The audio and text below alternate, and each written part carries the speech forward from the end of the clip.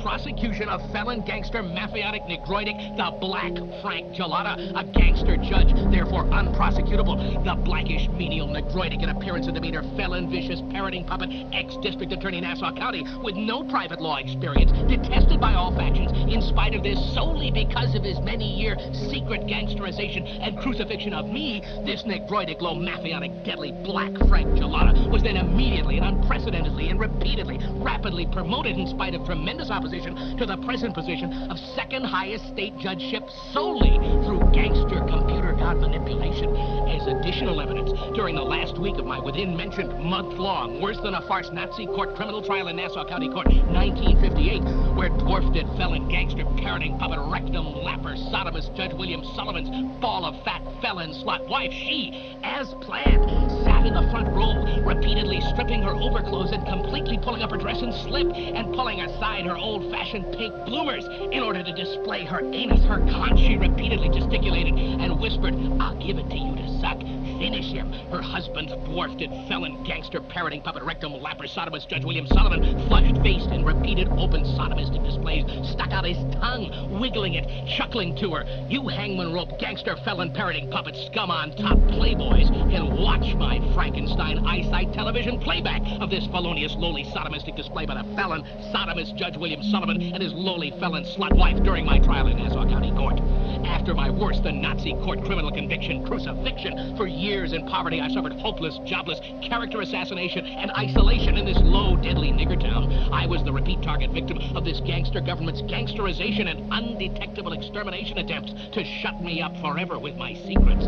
Then, in December 14th to 17th, 1965, I attempted to escape this worst mongrel gangster communist country to return to the Slovenic Polish land of my forefathers. Instead, in a gangster-staged parroting puppet deadly conspiracy, I was flown from Kennedy, New York Airport at night to a small distant St. Lawrence River estuary, snowbound small airport under the guise that I was in Warsaw, Poland. Immediately, many things proved this to me, including the two big white asbestos shingled hangars with the large Braniff Airways signs on their sidewalls, in addition to the many blurted statements I solicited from the many CIA deadly gangsters, the assassins of me, the many parroting puppets all around me. I demanded an immediate flight back to Kennedy, New York Airport. Instead, I was held captive all night later in chains. I refused both all food and requests I go to sleep. Then CIA police gangsters pretending to be Polish police with no identification beat me bloodily. Later, while my return trip 707 Boeing jet airliner was being serviced for my return trip, I quickly walked into the airplane and saw a CIA gangster with a small electric hairdryer type blower pumping deadly poison nerve gas smoke into secret compartments under the ashtrays in the arms of the chairs where later I was ordered to sit in the airplane full of CIA underlings, passengers, my assassins, who giggled as they watched me dragged in chains by the airplane by the gangster CIA police gangsters. These deadly gangster CIA passengers, they pressed the frontal panel of the ashtrays in the seat arms to release the deadly poison nerve gas smoke.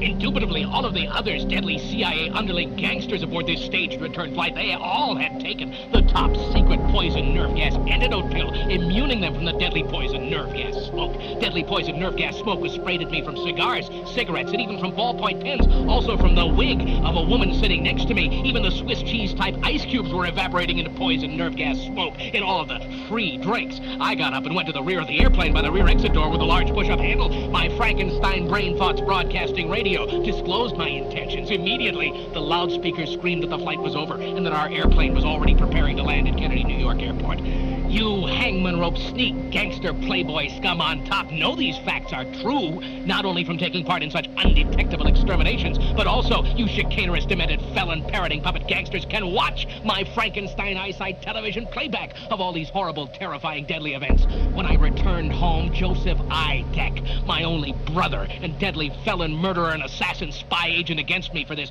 gangster government, he beat me repeatedly, cursing me that I was not exterminated by all of the poison nerve gas smoke, and that I did the impossible in that I kept awake for 3 days and refused all food in order to prevent my sneak extermination.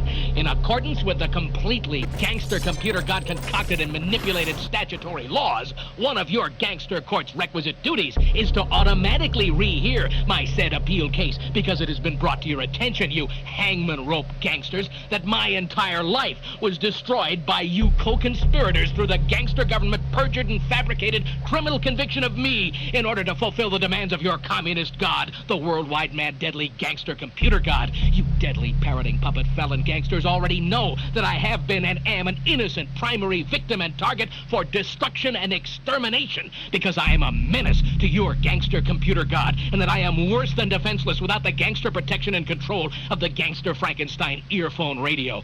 I stand alone against you demented, deadly gangster parroting puppets, namely this worst gangster communist computer god-controlled gangster government. Before I'm exterminated by you hangman rope underlings, I demand a reply. October 21st, 1976. Francis E. Deck, Esquire.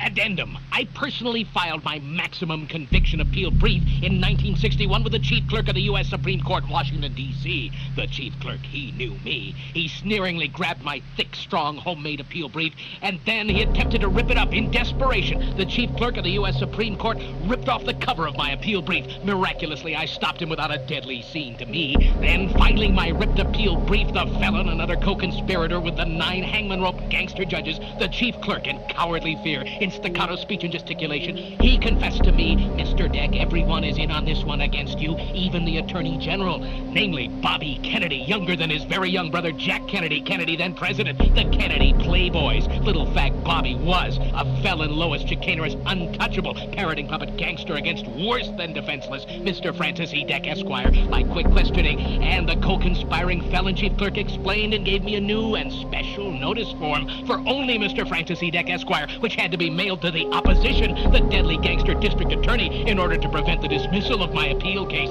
Leaving quickly, I noticed in the room and hall several approaching uniformed and plainclothes beweaponed police. Later, Joseph I. Deck, my only brother, deadly villain, murderer, and secret assassin spy agent against me for this gangster government, cursed me, stating that I tricked the chief clerk of the U.S. Supreme Court and that I got out of that death trap fast.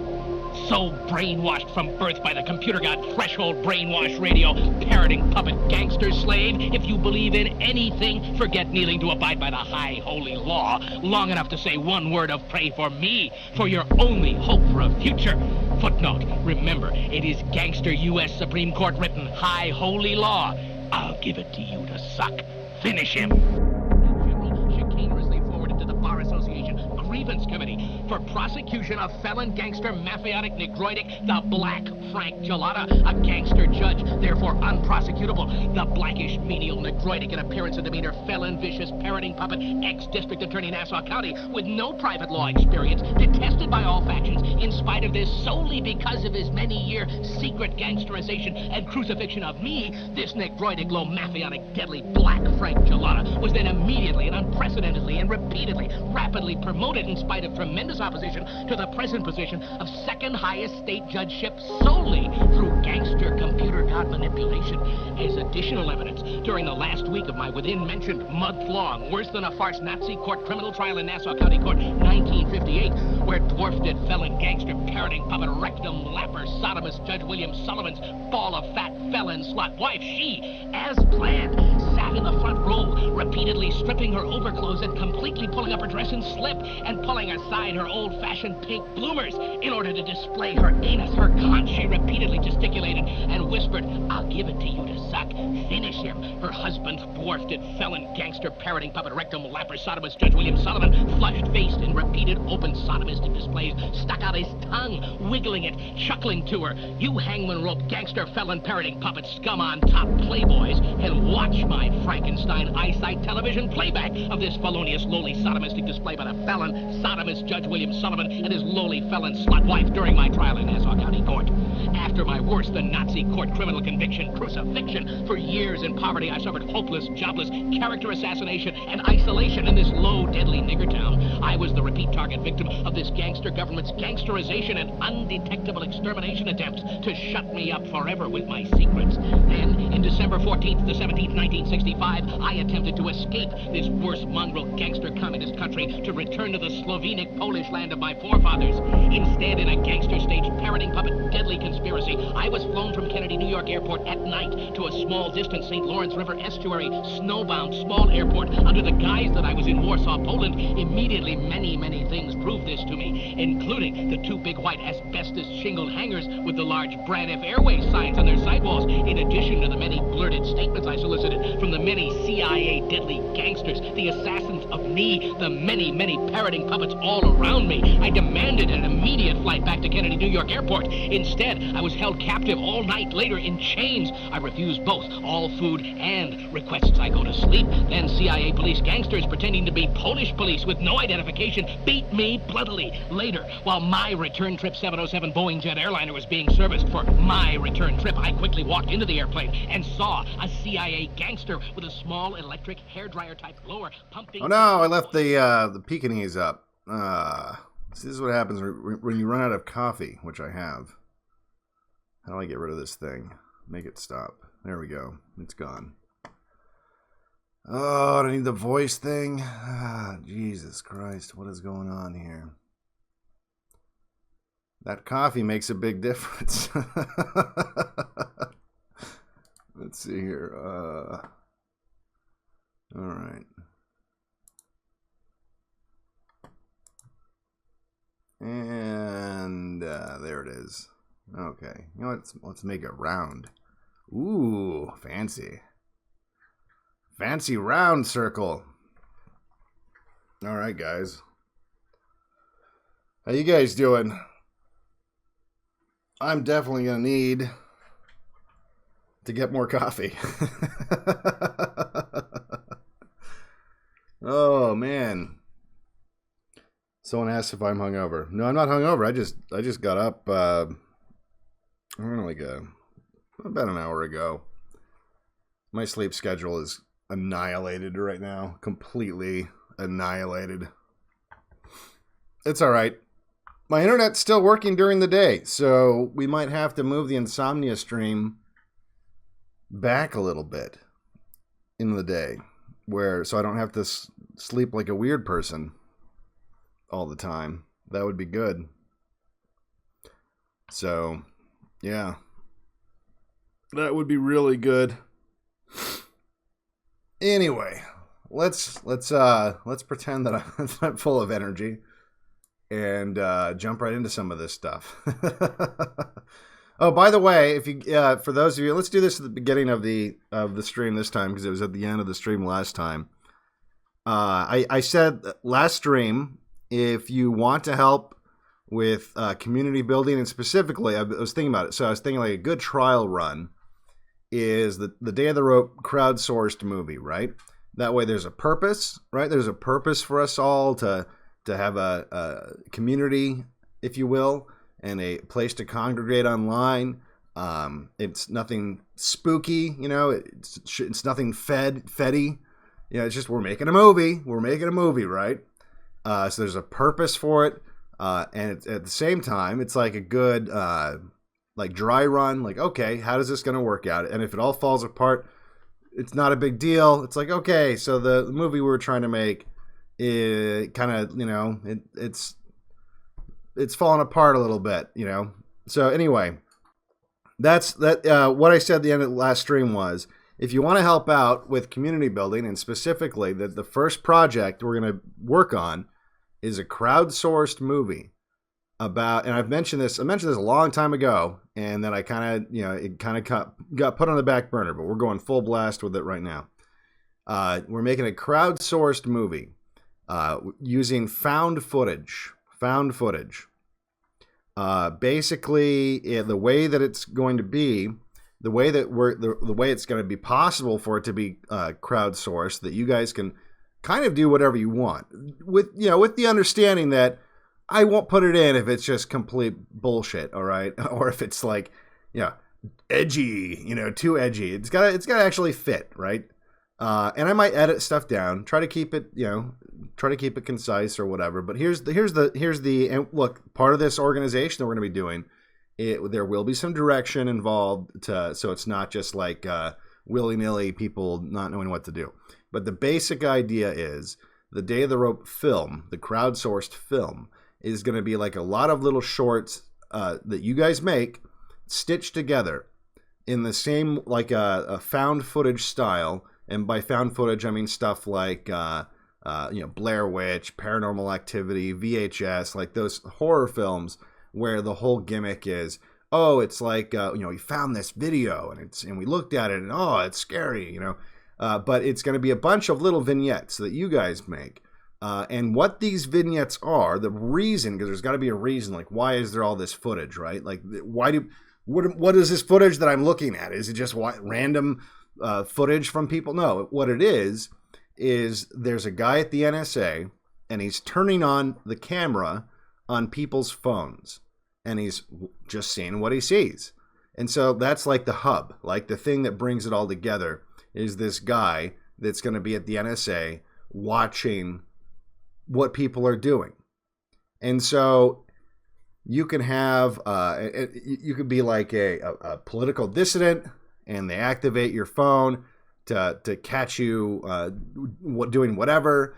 You could be a politician and they catch you getting a prostitute. You could be, we're going to have a lot of leeway with this, right? I want you guys to be creative with it. You're probably going to think of stuff I'm not thinking of, but stuff that's going to fit within the Day of the Rope universe. Okay, stuff that's going to be, it doesn't have to be, in fact, it's probably better if it's not, characters in the book, okay? It's better if it's just like along those lines. So if you haven't read the book, grab a copy of the book. If you have read the book, just to give it as an idea, like as an example, just imagine that the NSA turns on the camera of a random anon, if you will. I hate that Q people have ruined that. That is operating the list, and maybe they catch him in the act or right before or right after, I don't know, just whatever, or anything. So, but just it has to fit within that universe. And I'm thinking probably I'll work with some other people that so there's like a core story that goes in between some of the user submitted ones to make it flow a little bit better so it's not so chaotic. I don't know yet, but it doesn't matter. We're just gonna go for it. We talked about last time how Jim Henson, when he was making the Dark Crystal, they were just like, fuck it, let's just start making a movie with these monsters, and then they kind of just wrote it as they went, and and it worked out. So usually not the way movies are done, but we're gonna just do it that way anyway. And it could end up being a big pile of steaming shit, or it could end up being really cool. So this will give us, like I said, this will give us a purpose, give us a project, something to work on, allow us to be creative, and also work out the kinks in terms of a place to congregate online and figure out how all that's going to work. And you can stay anonymous, like the credits will just be a bunch of John Does and Jane Does, unless, specifically you want otherwise. But probably no one's going to want that. And so it'll just, or maybe no credits. And then what we'll do is, once it's all put together, hopefully it'll be awesome. And, we'll have like a viewing party. We'll do like, maybe like, I don't know, something where we play it online. And obviously, look, thousands of people will see this thing. So this is a good opportunity if this is something that, like when I was younger, I used to make admittedly pretty shitty, short films as I was learning. And but sometimes I made something that wasn't so bad, and then no one ever saw it, right? So this is like an opportunity if you're, that's something you want to get into. We always talk about how the right needs to get involved with this sort of thing. So this is a way we can address that and hopefully make something cool. Maybe make a big pile of trash. I don't know, but hopefully something cool. So anyway, if you want to get involved with that in one way or another, and even if it's not in terms of actually creating a short, you want to get involved with just helping out with the the platform that we're going to be using to communicate and stuff like that, hit me up at Evil Hillary at protonmail.com. Now, there's a rope movie email. I don't remember even what it is. I'll have to look and find it. A lot of people sent me some stuff like months and months ago. And so that's going to be part of, the organization here is going through all that stuff and, seeing if they're, what we got already. And so if you already submitted stuff like months and months ago, it will not be forgotten. We'll get to everybody. And same thing, I already got like a shit ton of emails from people from last stream. So I will be getting back to everyone. I just wanted it to be out there for like a few days so everyone gets a chance to know that this is what we're doing. And we'll go from there. And it's going to take, I got so many emails. It's going to just take a while to go through all that stuff. So anyway, so now that that's out of the way, that is out of the way. What is going on? What's going on out there in the world? Well, I'll take a look here at my notes. I need the fucking coffee. Oh God. All right, whatever. One thing I put this on Telegram. This was a little interesting to me. This is a little bit interesting to me, and I'm gonna find the article on this because I want to know a little more some specifics here.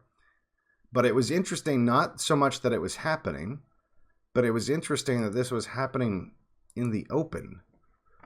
And so what that is Minneapolis, as a result of the trial. The trial of the George Floyd trial, right? That's going to be going on, and you know how much of a hot button issue that is in Minneapolis. The city council voted. They voted to let me pop this up here, to give quote unquote influencers money to combat fake news, essentially. They're going to be paying YouTubers, and, well, I don't know, because what community are they trying to influence? So, is it like maybe Black Twitter, Black TikTok? Like, what do Black people, I don't even know what Black people use. It's weird that they have their own internet. Every time people are given the option to segregate, they do. Every time. Don't believe me? You've never been to a prison. Every time that groups have an opportunity, the ability to segregate, they do. But yeah, and blacks have done that on the internet apparently. So I don't know who they're going to be paying exactly, but it's just interesting that they're saying that out in the open. It was at a city council meeting. They're paying like well, let's take a look here. I'm going to find the article. I didn't believe it when I first saw the headline. I was like, no way. Why would they do that in the open? But I guess they just don't care anymore. There's so much. Look, you steal an election out in the open. Do you really give a fuck anymore? Nothing happened when you did that, right? All bets are off. No one's stopping you when you steal a presidential election. So, fuck it. We can literally do whatever we want. Whatever we want. And who's gonna stop us? You? No, obviously not. All right, let's take a look here. This is from CBS News. The Minneapolis City Council has unanimously approved paying 6 social media influencers to spread city-approved messaging and updates throughout the upcoming murder trial of former officer Derek Chauvin, who has been charged in George Floyd's death. On Friday, the council approved wow, that's more than I thought it was, $1.181 million for communication with the community during the trial. The city says social media partners will help dispel potential misinformation, and that the influencers will intentionally target Black, Native American, Somali, Hmong, and Latinx communities with their messaging. Each influencer will be paid $2,000. Well, I guess if those are the communities you're targeting, it's probably cheaper to do. I don't know. Yeah, and they've already got a closet full of Nikes that they got last summer, right? So I mean, $2,000. The goal is to increase access to information to communities that do not typically follow mainstream news sources. Oh.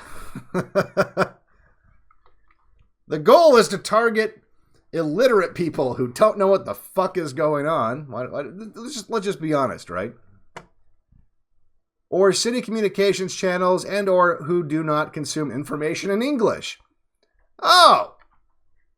You mean that's a problem?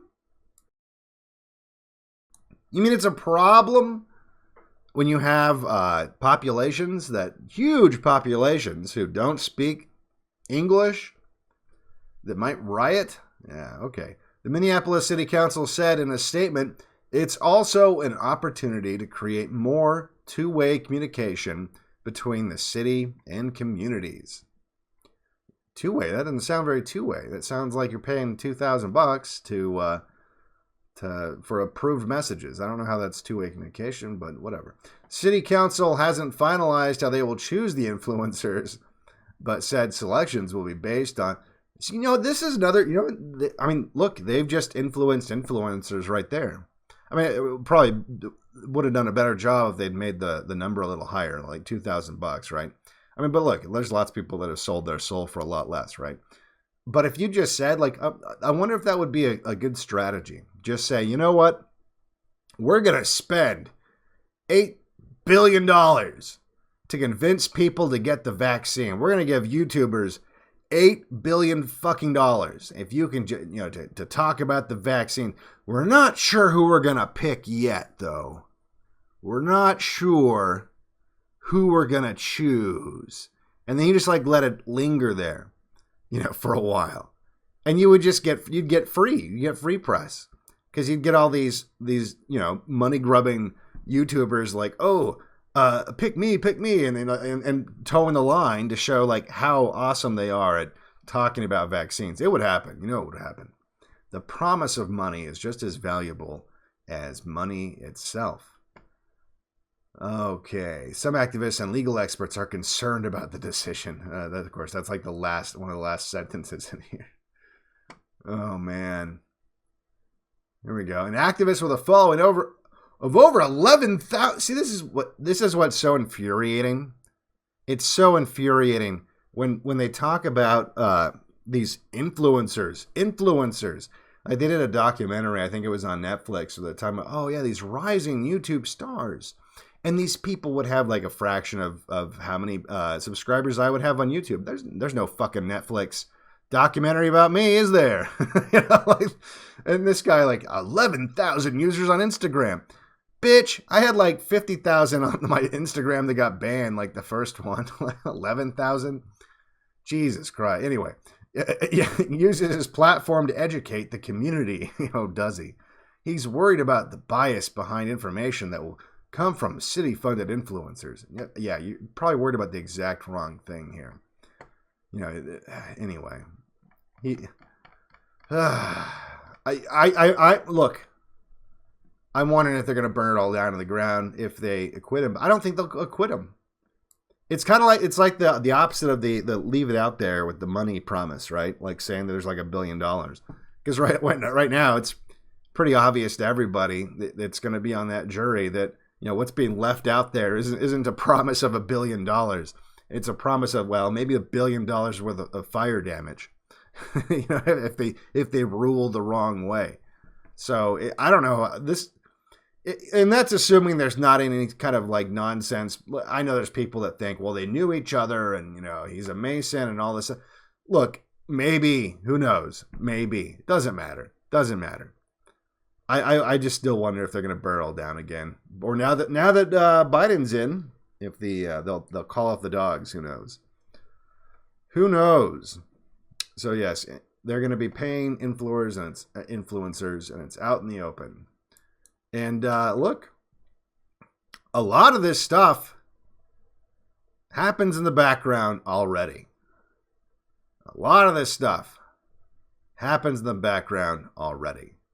What's shocking about this isn't the fact that they're going to be paying them.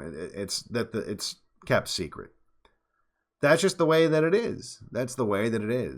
there are some influencers, quote unquote, that are paid, top to bottom. Like they're just wholly owned by billionaire funders. That's the way that it is. That's the way it is. And even if you're not, if you have sponsors, right? Like people have to keep that. It's always in the back of your head, right? Well, if I say this, are they going to stop wanting me to advertise their, whatever? I better not say this. If I say this, so that's why I haven't done sponsorship stuff, because it's like, if I do sponsorship stuff, as much as, look, it's just part of, like, it's survival, right? Money is tied to your survival. And so even if you try to not, like, have that influence you, on some level it probably would, like a little bit, a little bit. I don't know. I don't want to find out. So there we go. There we go. If we start pushing penis pills here, yeah, that would be upsetting. And any penis pill that comes out of this place, first of all, they would be black. And call them BBC pills or something. Oh, God. Yeah, I'm not going to be doing that. All right. Another interesting development, and I haven't been able to find out if this is actually real, but I think it might actually be real. But I don't know. I don't know if this is actually real. So, again, but it's one of those things where it's kind of like, even if it's not real, it's real. And that is, ta-da! All the anti-war folks from, well, I don't know, not even that long ago. Well, I guess a while ago now, because they shut the fuck up during Obama. All the anti-war people on the left that had all this huge problem with all the Bush wars. Bush lied, people died. No war for oil. They shut the fuck up the second there was a black man in charge. And that was that. That was the end of that. And then weirdly, that's the one thing they didn't care about when Trump would do it. That was like the one thing that Trump got applause when he did. What was it? Was it Tom Brokaw? That was just like, look at those beautiful missiles. Look at that sight. The beautiful fucking missiles flying into this foreign country. Look at this glorious, gorgeous act of war, illegal act of war without authorization from Congress. Oh, that was the one thing they didn't care that Trump would do, is attack Syria. But anyway, like I said, I don't know if this is real, but why wouldn't it be? Why wouldn't it be? We're officially the bad guys now. We are. We're the bad guys. I mean, you and I aren't bad guys, but we're the bad guys. When other countries talk about the big Satan, they're not wrong. It's like not even hyperbole. We're the bad guys. You're officially a citizen of the bad guys, whether you like it or not. And so that should give you a little bit of pause. And I don't mean the kind of pause that's decorated on that bomb there, but I mean, in fact, I was looking at this, and one of the things that came to mind when I looked at this, let me bring it up here.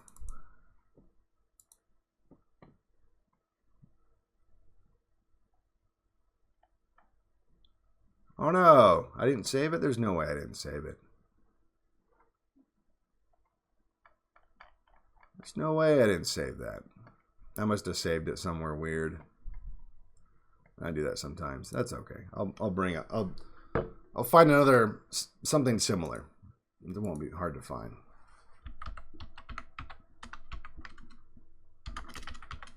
But I remember a few years back, there was a much maligned group. And look, people said they weren't very optical, and and I would say, you know, quite possibly you could say that's the truth, but hang on.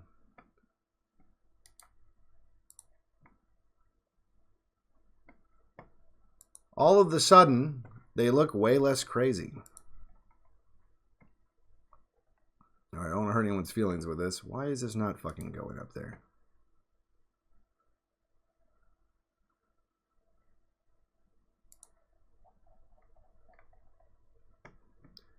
I really hate the way that images work on OBS, where it's like this big ordeal just to load a fucking picture. It's like, no, you should just be able to drag it on there. Why not? Why not?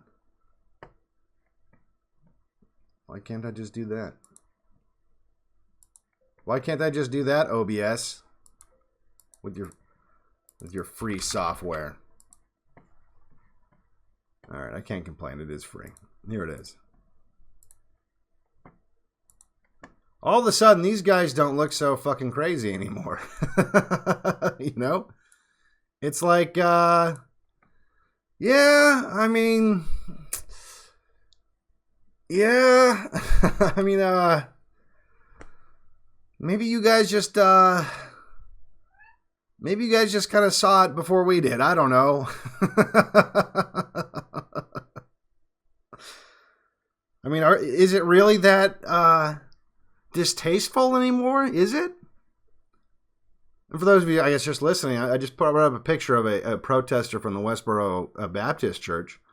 You know, the people that would go out and protest the funerals of soldiers, holding up signs that said, you know, God hates America, and he's glad that the soldiers are dying and stuff like that. I mean, like, once you're the bad guy, is that wrong? Is maybe God rooting for the other side now? I mean, something to think about, you know? Maybe, I don't know. I mean, sometimes when people are ahead of their time, you know, sometimes they look crazy to the normal person. And now I'm kind of thinking like,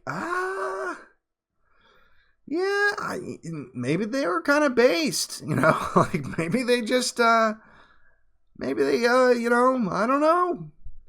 No, I don't know what they're doing these days. I don't know. Maybe they've gotten crazier or less based or whatever. But, yeah, I mean, you know, kind of, it's a little more sane of an argument than it was before.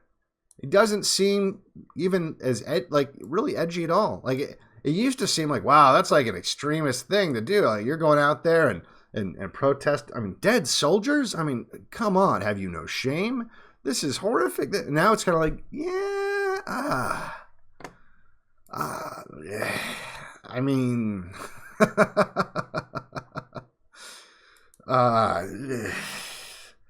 I mean, you got to think about it this way too. I mean, for the people, well, that's not cool, Devin. You know, the soldiers that they don't believe in this stuff. Well, I mean, you kind of signed up for it, right? You kind of signed up for it. I mean, it's not my fault if you didn't do the research, right? You kind of signed up for it. That was kind of part of the deal. I mean, if you're flying the airplane that's got that bomb on it, you know, you think you're on the right side. You think your mission is just and righteous and holy. Do you? maybe that's something to think about. You know, I'm just saying. So, anyway, another story was in the news today. And of course, because I didn't have my coffee, I'm totally unprepared. I'm going to have to bring this up real quick. Give me just a half a second. We've heard a lot of bad news in the past about soy. Soy making you feminine because it's got the estrogen mimickers in it. But, as it turns out, soy is worse than that. If I can find the article. There we go. I'm going to bring this image up in the same clunky fashion that I've brought up every other image to you guys. I almost want to leave up the hateful protester person. You know what? Maybe I will, just for fun. I'll give her a moment in the sun. That's right. Okay.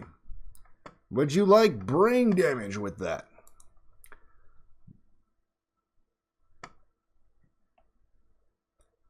America's favorite cooking oil causes neurological changes, says animal study.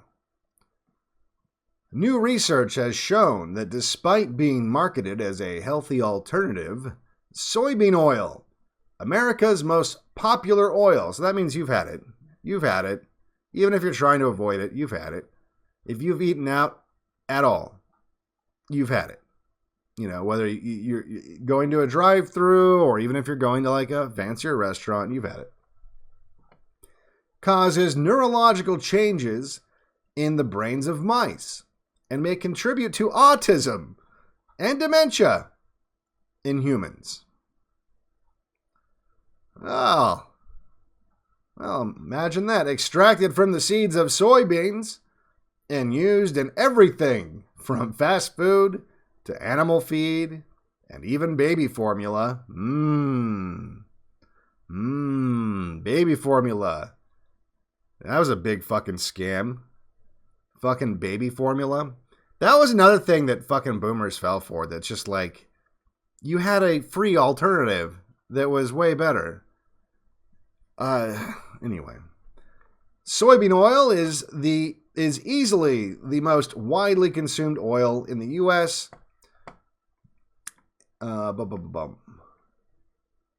It's in McDonald's fries, Pizza Hut crust, healthy 9-grain bread used for Subway sandwiches, and many others. A research team from University of California, Riverside has been studying the impact of soybean oil for several years. They previously found that it induces diabetes and obesity in mice. Wow. Wow, would you look at that? See, this is what capitalism does. This is what, because everything is the bottom line. Everything is, oh, it's cheaper? Let's do that. Let's do that. Oh, it's not legal? Let's make it legal because, as we all know, corporations control the government. You know, we live, I've been telling you, we live in a libertarian wonderland. We're ruled over by massive corporations. Congratulations! You got what you want. Free market won. And that's why we have soybean oil. Hardly surprising given that vegetable oils are high in saturated and unsaturated fatty acids. By now, most people know that eating too much fried food is bad for your ticker. Who says that anymore, ticker? But what is really shocking about their latest findings is the effect soybean oil seems to have on the brain. From Alzheimer's to autism, the study is published in Endocrinology, a scientific journal, and it shows that when soybean oil is fed to mice, it has a major impact on their hypothalamus, an area of the brain crucial for regulating mood and behavior. More worryingly, it affected over 100 of the mice's genes. It changes your genes. Isn't that great? Soybean oil. See, because the way this is manufactured, it's highly processed. Okay, stuff like this probably doesn't happen if you just pop a soybean in your mouth. But like the manufacturing process makes it in this pure fucking nastiness. But it changes your genes, including one for controlling oxytocin, the love and bonding hormone. Soybean oil makes it harder for you to love. It gives you autism. It gives you diabetes. And it makes you fat. What? All of the sudden, because it's the number one cooking oil, for the American diet. Now look at the American public. It's almost as if there might be a connection here. There might be a connection. Other genes affected had to do with metabolic and hormone pathways, including the insulin pathway, synonymous with diabetes. Diabetes. There was also upregulation of genes associated with anxiety, depression, and schizophrenia. But it's cheap. It's cheap, guys. And healthy. That's how they marketed it. Remember when McDonald's, they made like this big fucking deal about changing over to soybean oil. They had this big campaign like, oh, don't worry, guys. We've managed somehow, which means there's even more poison in it, right? We've managed somehow to make our old fries that, which obviously also aren't healthy, but you know what I mean, that we used to boil in animal fat. We now boil them in this soybean coom, and it's healthier and it tastes the same. It's like 50 calories less. Like that matters to someone eating fucking McDonald's French fries, but whatever. Because the bottom line was, the reason they were really doing it is it was cheaper. It was cheaper. Everything comes down to the bottom line. That's why they don't ever research this shit. That's why, why even have these regulatory agencies? I really want to know, like, what are they doing? What are they doing? These people are conducting a study. Why can't, if you're the FDA, why can't you conduct a study like that? Well, I'll tell you why. Because of capitalism. And it's not just the FDA. This goes across the board, right? Or I guess, would it be the FDA or USDA? I don't know, whatever. One of these agencies. But all you got to do is these big companies just say, yeah, you know what? Just fucking approve it. Just fucking approve it. Just make it happen, Captain. Here's some money. Libertarian paradise. Libertarian paradise. Considering the evidence, the authors believe that soybean oil could increase the risk of Parkinson's disease, Alzheimer's, and autism. However, there is no concrete evidence yet that soybean oil will cause this. Hold on, I lost my place. Soybean oil causes these conditions since the research was conducted on male mice only. It's only the male mice. First of all, why would you do a study like that? Why would you only do it on male mice? But mice are used as a model organism for human health for a reason. As a mammal species, they have similar tissues and genetics to us, and it is reasonable to provisionally project some of the author's health warnings onto humans. Well, that's what they do with everything. That's why you do experiments on mice. Weird that it's only male mice, though. Very weird. Very weird. So I guess if you're a woman, you can keep guzzling down that soybean oil. You'll be totally fine. You'll be totally fine. All right, next up. Bump, bada, bump, bump, bum. Let me get rid of the French fries. DOJ opens the door to seeking domestic terror powers. DOJ opens the door to seeking new domestic terror powers. I need coffee. A senior Justice Department official opened the door to seeking new legislative authorities to pursue domestic terrorism, a step the Biden administration has yet to entertain since January 6th, the January 6th insurrection, and something civil libertarians have warned against. Yeah, well, they warn against lots of stuff, and they never seem to actually. I mean, where are these civil libertarians? Where are they? I mean, when they're not defending NAMBLA, they seem to be nowhere. The prospect of expanded investigative and prosecutorial tools arose during a Friday briefing with reports God, the coffee thing is killing me. Briefing with reporters in which multiple Justice Department and FBI officials described an expansive array of authorities already available to them. While there is no domestic terrorism statute and U.S. officials cannot designate a domestic group for sanction like they can a foreign one. I hadn't thought about that.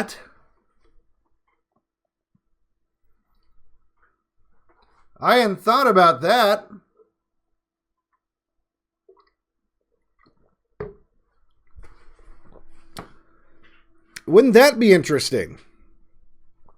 Wouldn't that be interesting if the federal government could say, you know what, Devin?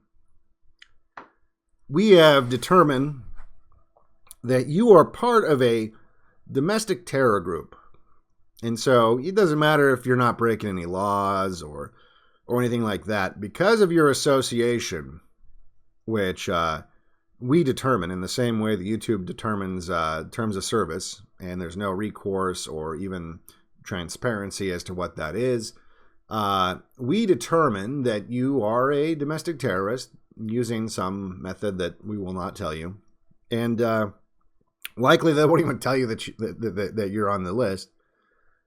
We have decided that because you are a domestic terrorist, we're going to impose sanctions in the same way that we do terrorist states.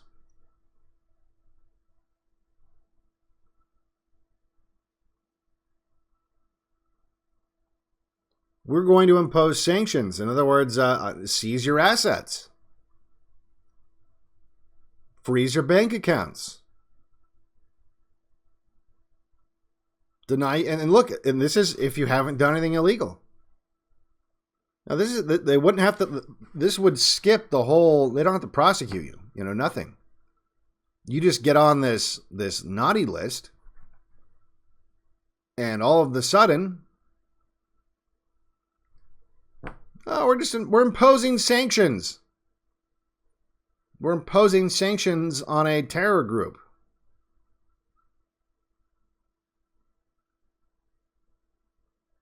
I had not thought of that.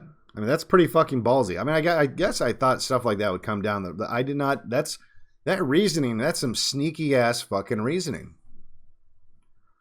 That's some sneaky ass fucking reasoning. I had not thought of that angle. But there you go. There you go. Anyway, one senior official acknowledged the statutory definitions of domestic terrorism. We're back up here. Or where was that at? While there is no domestic terrorism statute, the U.S. officials cannot designate a domestic group for sanction like they can a foreign one. One senior official acknowledged that the statutory definitions of domestic terrorism expand a lot of authorities we can use. So that's one of the things they want to do. They want to expand the definition. They want to expand the definition. Oh, okay. Such nationwide search, that seems like it's phrased wrong. Such nationwide search warrants expanded law enforcement access to tax and educational records and harsher sentencing. Oh, well, that's another thing. So what they want to do, I don't know if do you guys remember this article that came out a couple weeks ago when they said that many of the people that were arrested at the Capitol had tax and financial problems, and it just seemed like they were just dunking on poor people, right? Like, yeah, okay, yeah, poor people have financial problems. Surprise, surprise. And guess what? The people that are going to be they're going to be more in the camp of nothing to lose are certainly going to, that's going to fit, right? And but they made this big deal out of it. Well, what this is saying now is if they can rope you, they can define you as a domestic terrorist. What they can do is they can access your tax and educational records and financial records, and they can look for stuff like that. In a weird way, that kind of, to me, also seems like blackmail material. One of the things what they do when they give you a secret clearance, if you're going to be working on something that requires a clearance in the federal government, part of that background check involves seeing if you have, financial problems, right? Because if you have financial problems, then you would be vulnerable to being bribed. Or that's at least that's the thinking, right? So interesting. All right, it keeps going. But on Friday, a senior Justice Department official suggested the administration would consider seeking a domestic terrorism statute as well. Well, we know how the administration gets things done. They do what Trump didn't have the ability or balls or fortitude or aptitude or who knows to do, and they just sign it into law and no one fucking does anything. Obviously, that's going to be a policy question for the folks that are coming in to the administration, said the senior official. I'm sure we'll run a data-driven process to see whether we need additional legislative authorities in this area. You love the way that they talk, don't you? You gotta love it. You gotta like the abuse of language there, like the total obscuring of meaning that happens when they open their mouth. It's so fucking devious and shitty. Like, this is just how people in DC talk. That's one part of the reason I couldn't handle living out there, because it was just, just imagine, like, I'm sure we'll run a data-driven process to see whether we need additional legislative authorities in this area. What are you really saying? What are you really saying? I'm sure we'll find reasons to make the laws rope in more of these white people we don't like. Just say it. Just fucking say it, and they will someday. They will. That's all you have to do to see like how in control they are, is to see how open they are about certain things, right? The more open they are about stuff, the less fear they have, because that's the only thing that's dialing that back. That's the only reason why they're obscuring language, is that there's a fear, right? There's a fear. Perfect example. I'm going to go on a little sidetrack here just for a little bit. I'll bring it up a little bit. Maybe we'll talk about it more. But today I saw another story. I was going to put it on Telegram, but I didn't bother with it. But there was a news story about a kid in a school. I'm trying to find a picture. There he is. And he wore a shirt to school that his teacher said was inappropriate because it was racist. And this is his shirt. And for those of you that are just listening or can't see that, it's a black kid wearing a shirt that says Black King. Bow down to your king. Bend the knee to your king. And the headline, again, this is a measuring stick. This is a measuring stick for who's in control. The headline for what I just described to you: a black kid wearing a t-shirt that says Black King, and a teacher saying that that's inappropriate because it's racist. The headline is, teacher investigated.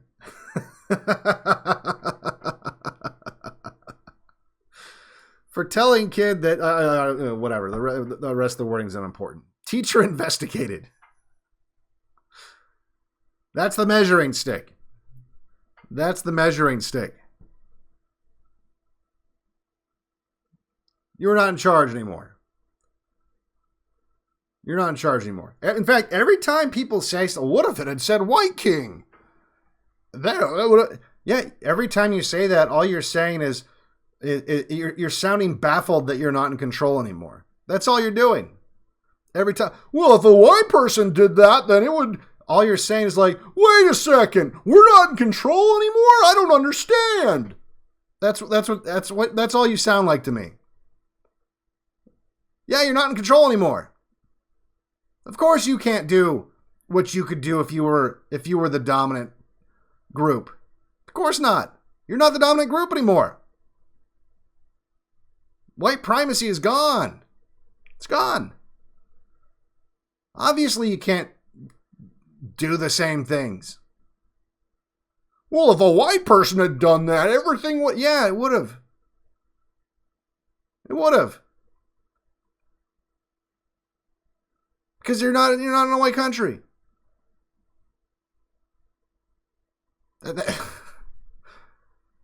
Hello? Hello, McFly. Like, it's... What the fuck? How are you not getting this? You lost it, man. It's gone. You're just another minority group now. That's it. It's worse because you're a minority group that hasn't organized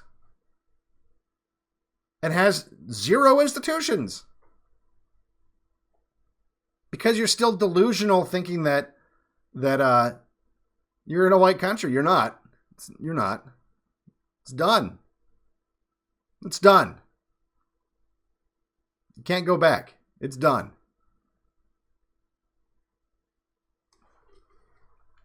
Anyway, like I said, back to the story. Get rid of the Black King. I hope you've all bowed to your king before I get rid of this guy. Boom. All right, where were we? The data-driven process to see whether we need additional Okay. That has been a step the new administration has yet to take. They'll take it. On Tuesday, Senator Mark Warner of Virginia, or the Virginia Democrat who chairs the Senate Intelligence Committee, told the Daily Beast's New Abnormal podcast that the FBI has not sought additional powers to confront white supremacists or far-right violence. The FBI did not challenge that characterization, telling the Daily Beast the FBI defers to the legislative branch to work with leadership at the Department of Justice on whether any additional legislation is required. Well, it sounds like it's required. They're getting it done. What is it again? The data-driven process to see whether we need additional legislative authorities in this area. That's sounds like it's going down. The prospect of new counterterrorism powers has alarmed civil libertarians. I bet these very, very influential and powerful civil libertarians that have been crying and wringing their hands for the last fucking 40 years while everything just goes to shit. Others who fear that such authorities are both unnecessary and rife for abuse to criminalize extreme political views. You think? Of course, that's what it's for. That's what it's for. But guess what? Bow to your king. Bow to your fucking king. It doesn't matter. Doesn't matter. They're not going to give you a reservation to live on.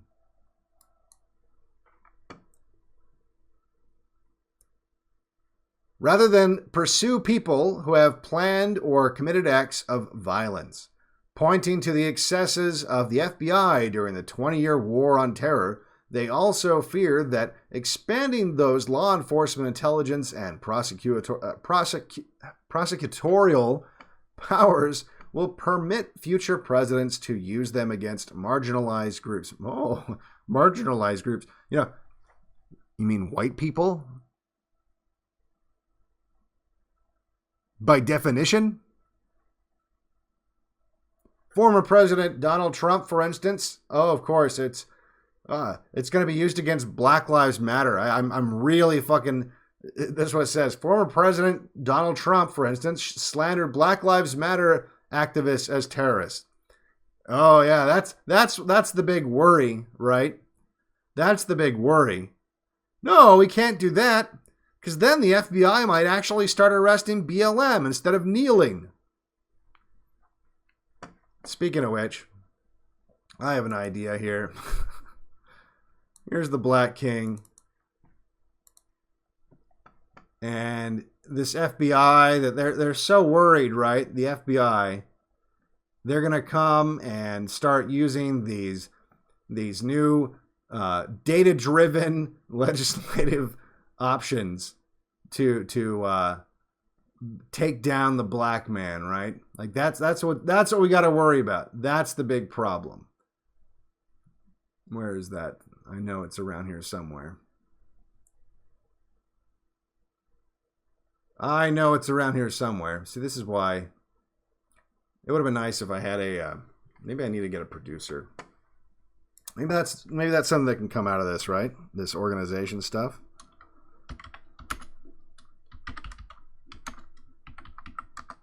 Be a little faster on our feet. Joe Rogan's got that guy. What's his fucking name? I don't know. Who watches Joe Rogan anymore anyway?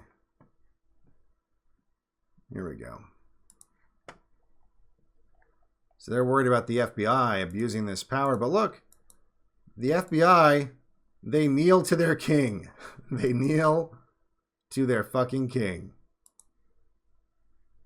That's never going to happen. No one's really worried about that. No one's really worried that, oh no, if we get these data-driven legislative options, the FBI is going to use it against BLM.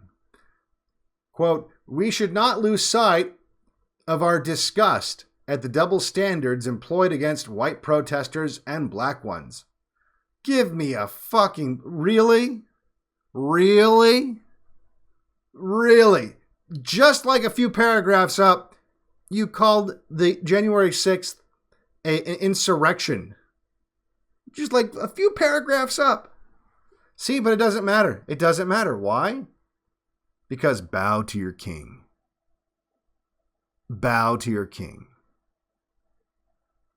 In the same way,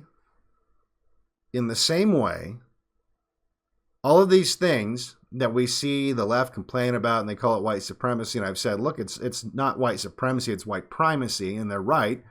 They want to get rid of that. What you're seeing now is anti-white primacy. This is the worldview. This is the dominating worldview now in the country that you live in, that bombs countries with tranny flags painted on the side. We should not lose sight of our disgust at the double standards employed against white protesters and black ones, or against Muslims and non-Muslims. Ilhan Omar told the Daily Beast. Of course, Ilhan Omar. In the week after the Capitol insurrection, the insurrection? God, I wish. But at the same time, we must resist the very human desire for revenge, to simply see the tools that have oppressed black and brown people expanded. The answer is not more laws expanding the surveillance and security state. Well, she's right about that, but it won't matter. It won't matter. She's obviously right that like every once in a while Omar says something base, but like it doesn't matter. She's not. The Democrats are not the party of Omar. They're the party of Biden still. It's still a boomer party. It's still a boomer Zionist global homo party. On the call, Acting Deputy Attorney General John Carlin pledged that the Justice Department was prioritizing the detection and disruption and deterrence of domestic terrorism and violent extremism in all its forms. Carlin repeatedly referenced continuities in such prioritization with the post 9/11 pursuit of See, I'm telling you, 9/11 is where we turned a huge fucking corner. A huge fucking corner after 9/11.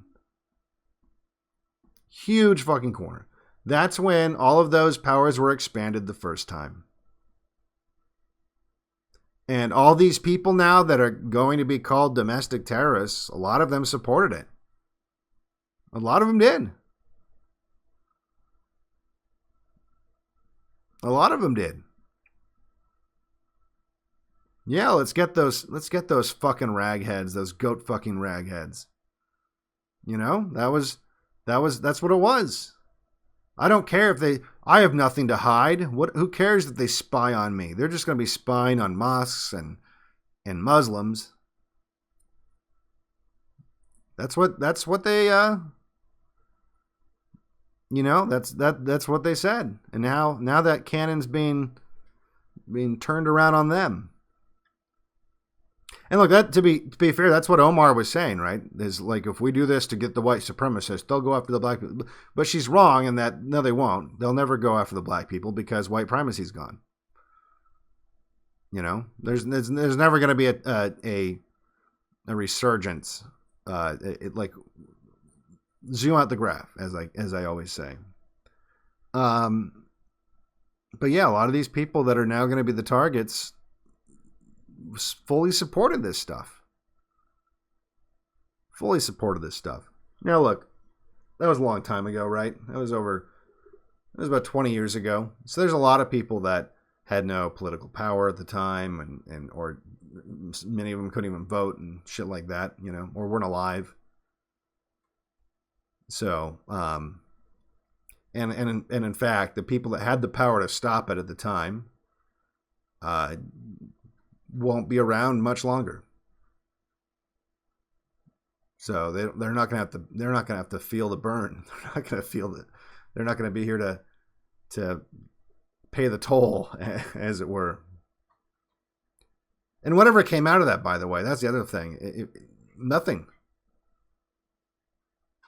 ever came out of that. Every time the FBI would be like, aha, we stopped the terror attack. A couple years later, you find out they started the terror attack. Like they had to like justify their existence. They went around and found some psycho and got him to buy fake bombs from them or something like that.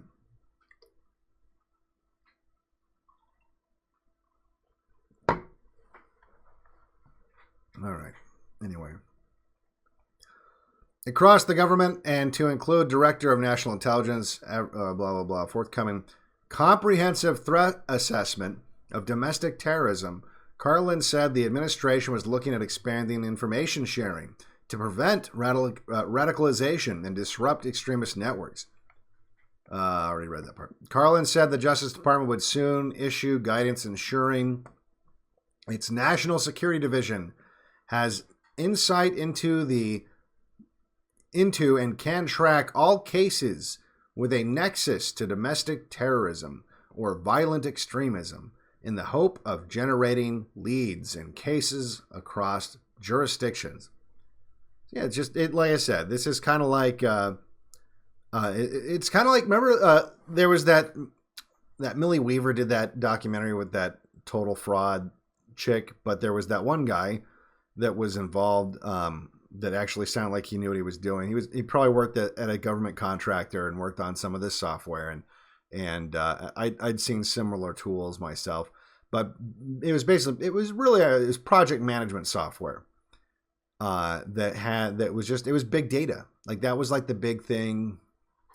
Well, like 10 years ago, that was like the big buzzword: big data, big data, big data, because all these social media companies were acquiring just these mountains of fucking data. And they didn't know what to do with all of it, but they knew they could do lots of cool shit with it, right? And it's kind of like what I was saying about the pre-crime stuff, right? Where if you have a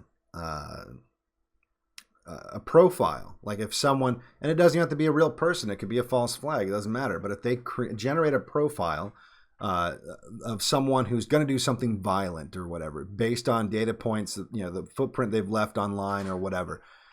What they're talking about, end of the day, what this is they're talking about using your data, which, by the way, earlier in the article, they said that they could acquire a lot of this stuff without a warrant.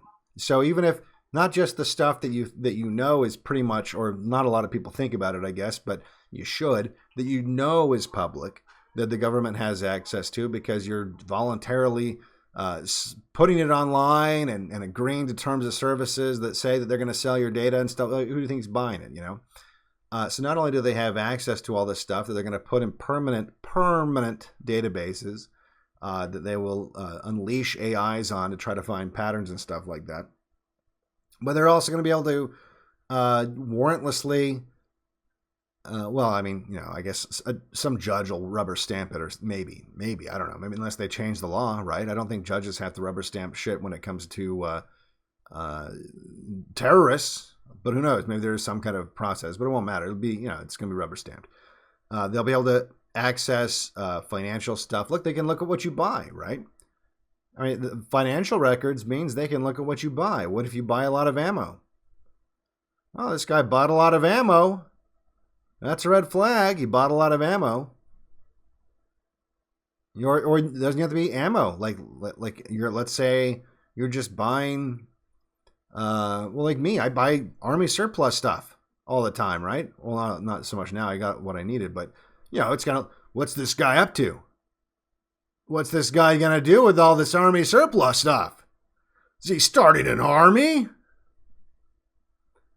You know what I mean? Like that's the danger of this stuff. And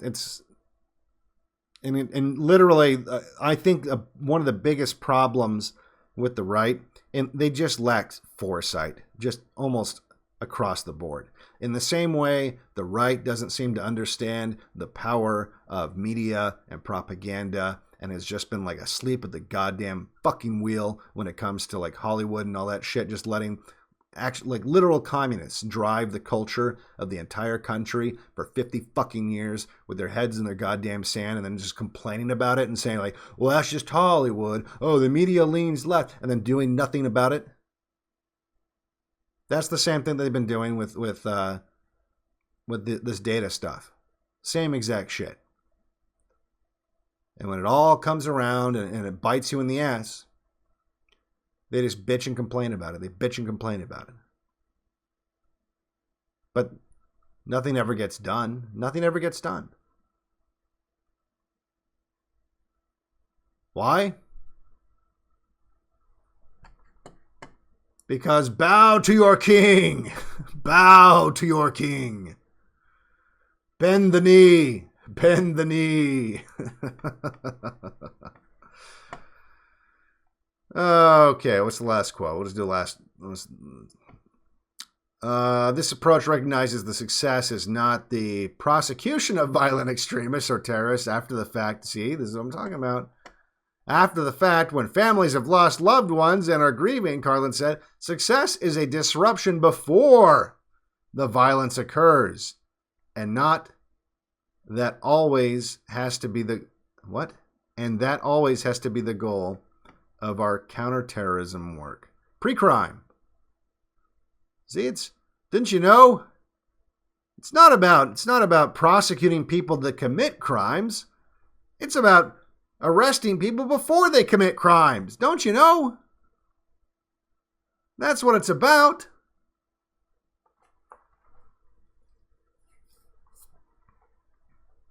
That's what they do.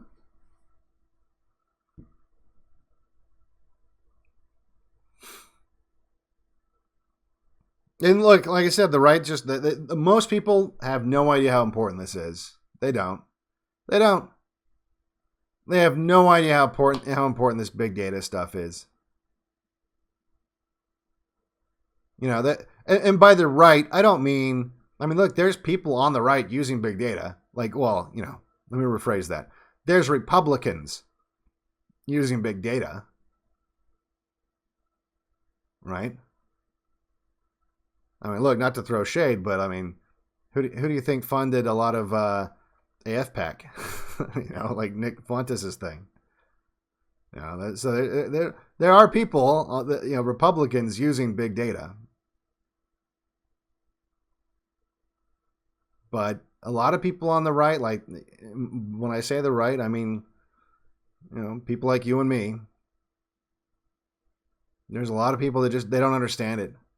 Really what it comes down to is just you're going to have to be, like I said this before, you're going to have to, even if you're not doing anything illegal, you're going to have to just kind of start living kind of like a criminal in that, or like someone in the mafia. You're just going to have to be, and look, there's ways to doing this without just being like a schizo. Like you don't have to be like a total paranoid mess, but you're going to have to start encrypting your data and stuff like that, and just being really careful about the trails that you leave online.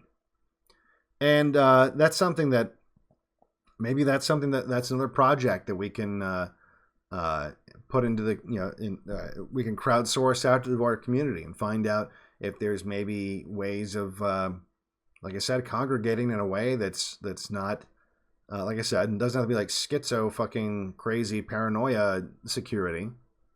But just enough to where it's not like, it's not like leaving a trail.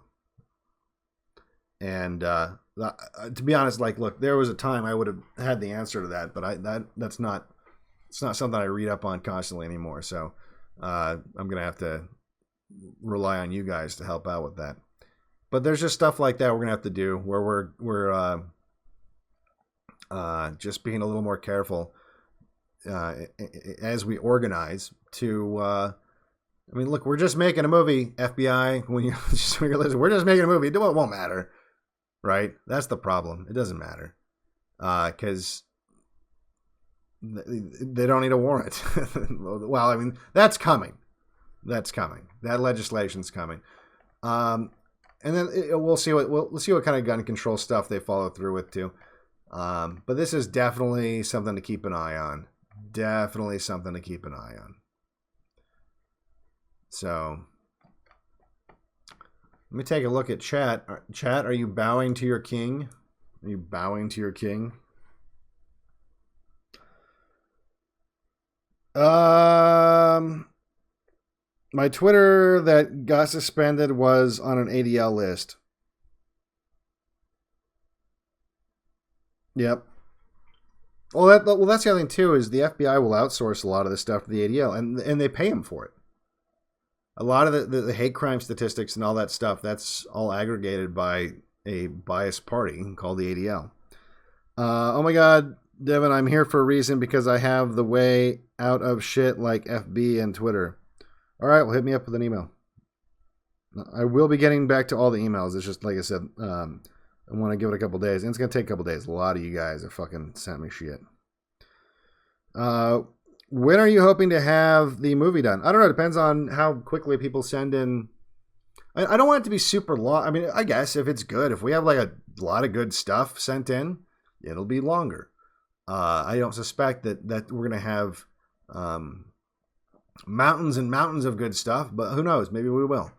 So it all depends on how quickly people get stuff done and send it in. We should probably make a deadline. That usually gets people to work faster, right? So maybe we'll have a submission deadline, and that'll kick people into gear. Because if we just leave it open-ended, people will be like, oh, well, I'll do that next week, or whatever. So we'll find out. We'll find out if we can maybe do that. And I got to get a way that people can, maybe upload it or something like that. I don't know.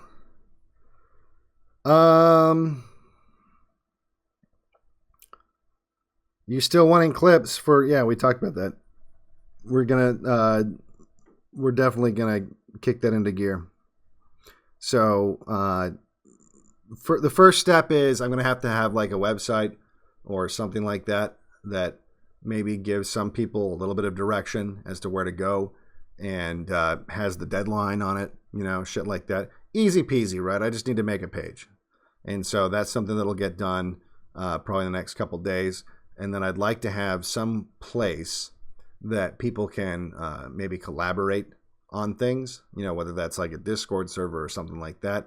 And again, something that has a little, maybe probably hopefully better than that, something that has maybe a little bit of security to it, and something that that has room to grow, so that we can continue to use that, whatever this is. Again, I'm open to suggestions as a platform to communicate moving forward. It's just that, like I said, if we have a project, we have a purpose, and we have a reason to get the community going, and even if even if you're not planning on helping out, you just want to hang out, that's cool too. But I'm just saying, it's a good trial run to see how it goes.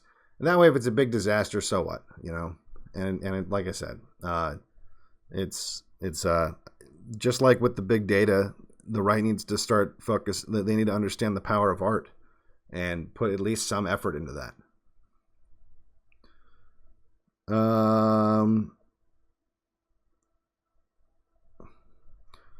Let's see here.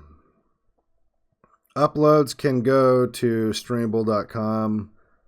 You forgot to mention Rocky talking about 70s movies. Rocky talking about 70s movies? Oh, I forgot. Yeah, Rocky's all right, I guess. It's been a while since I've seen it. They made like 1 billion of them. Stallone was for a Hollywood person, was not as awful as most of those people. I've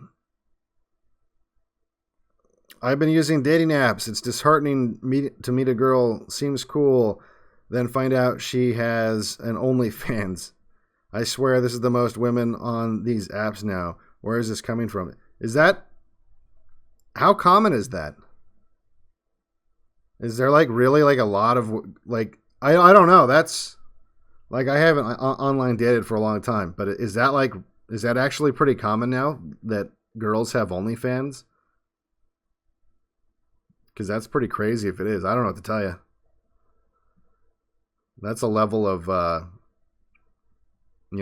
that's a level of fucked up that, I don't know.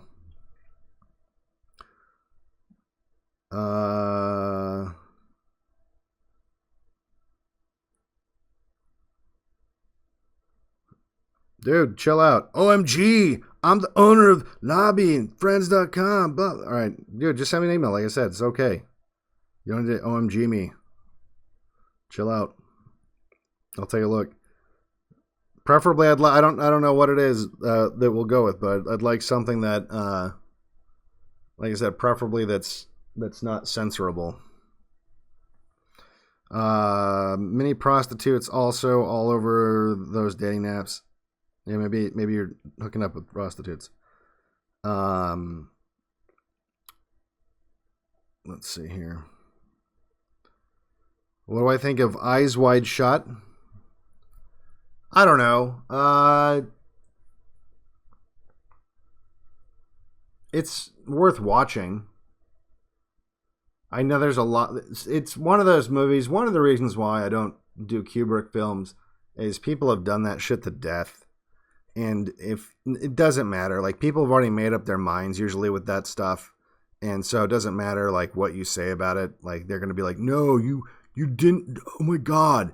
You totally missed how the rainbows everywhere and the Christmas lights. And it's just it's just not worth it to me. Cause everyone already has these unbelievably over, super autistic deep dives on these movies.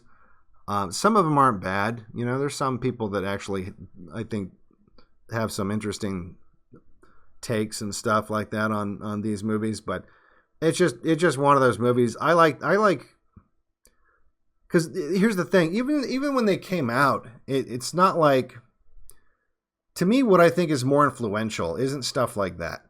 It's stuff that people don't think have hidden messages in them, Everyone already know, when a Kubrick movie would come out, everyone knew what they were getting into, no one thought that it was just some normal movie, and so when you have a movie that's kind of already it's it's going to be cryptic and whatever, that's, I don't think that has as much of a impact on society as so much as all the stuff that seems more peripheral and more like white noise. but really that's the stuff that's getting into your brain, you know? So, I've kind of stayed away from movies like that.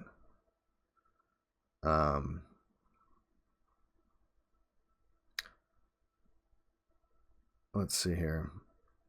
Do I know of Jay Dyer's work? Yeah, I know who he is. Yeah, I actually haven't read any of his movie things, but I think again, like he's one of those guys. My impression is, I could be wrong about this because I haven't looked at it, but my impression of him is he gets really into like esoteric details that, again, don't fucking really have an impact on society, because most people aren't like, they're not operating on that level, you know, like no one's going to change the way that they behave because the color of a wall behind an actor, you know what I mean? Like there's little subtle things everywhere, I'm sure, in symbolism and all this stuff, but for the most part, that doesn't affect the majority of the audience. You know, what's more impactful is just the casting of characters. You know, just normal stuff that the average 80 IQ person can like walk into the theater and walk away with an understanding. The 80 IQ person is not going to walk into the theater or sit down and start watching a film, and then because there was like a swirl in the sky, or you know what I mean, like, you know what I mean, there's shit like that you could say that they're communicating some kind of esoteric shit, but it doesn't fucking matter, like in terms of propaganda, really. I mean, it's not the most effective way if you're trying to influence and control behavior. Stuff like that's not really gonna, that's not what's doing it. So I just kind of, I don't focus on that stuff as much, because I don't see it as being terribly effective.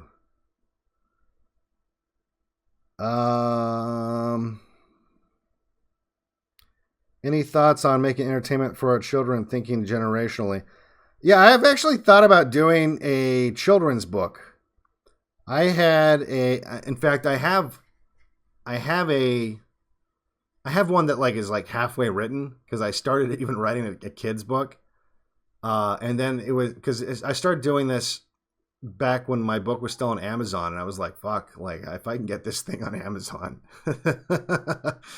and just be like, kind of subtle about it, but not really, just subtle enough to where they wouldn't, no one would be like, this is a hate book, but at the same time, if you like look at the message, you'd be like, oh, I see what he's doing there. I'm not going to tell you what it is yet, but it's that's something that it wouldn't be that hard to do. It really wouldn't. It wouldn't be that hard to get out there. Yeah, I don't know. And even with the I even have some of the illustrations I got started on. But maybe that's another reason why we could do this community stuff. We could find, I'm sure there's illustrators out there listening right now that are probably better than I am. I can't draw worth a damn. I'm not very good at drawing.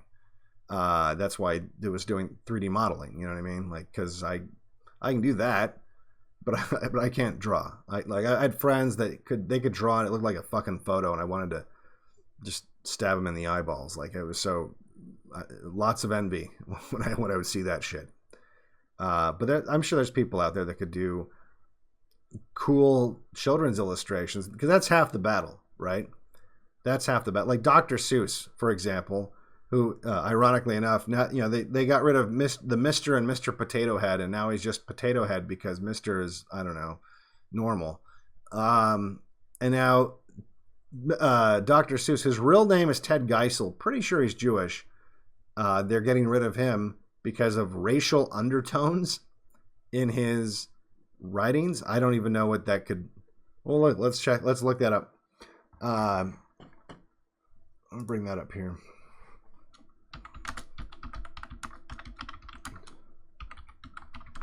And let me look and see if he's Jewish. I thought he was. No,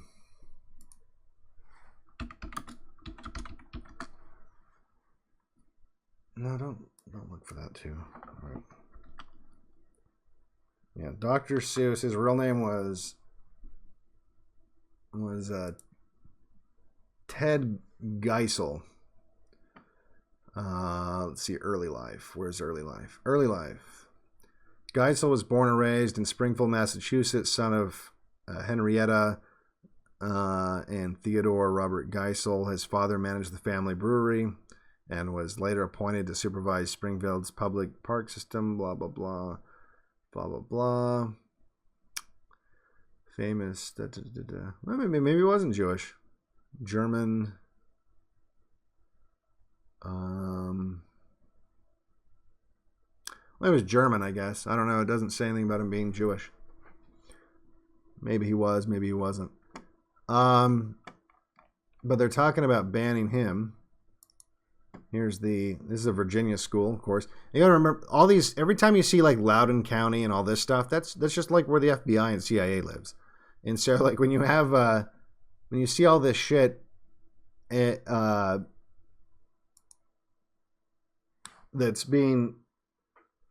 all super crazy in those areas.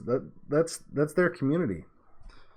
That's a thermometer. You know, when you see something crazy like this happen in Virginia. By the way, that when I was telling you about that preschool where they had that sexual thing happen, that was in that same county. All right, let's take a look here.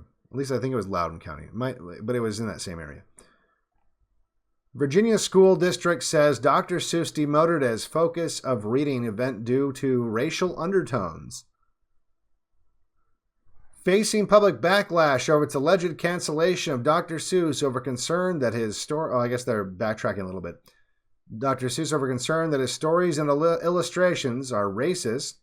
A Virginia school district denied it banned the author, but said it deprioritized his books. That's all. Just deprioritized his books. Dating back more than 2 decades, the annual event falls on March 2nd in recognition of the late Geisel's birthday. Dr. Seuss is the top-selling children's book author of all time.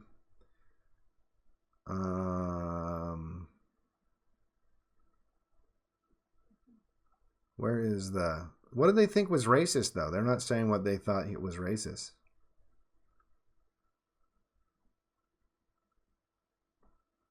Here we go.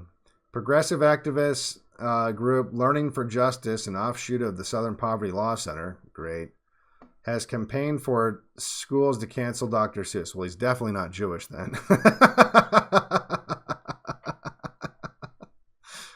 The group has cited research by Minnesota's St. Catherine University that alleged Dr. Seuss books are rife with Orientalism, anti-blackness, and white supremacy.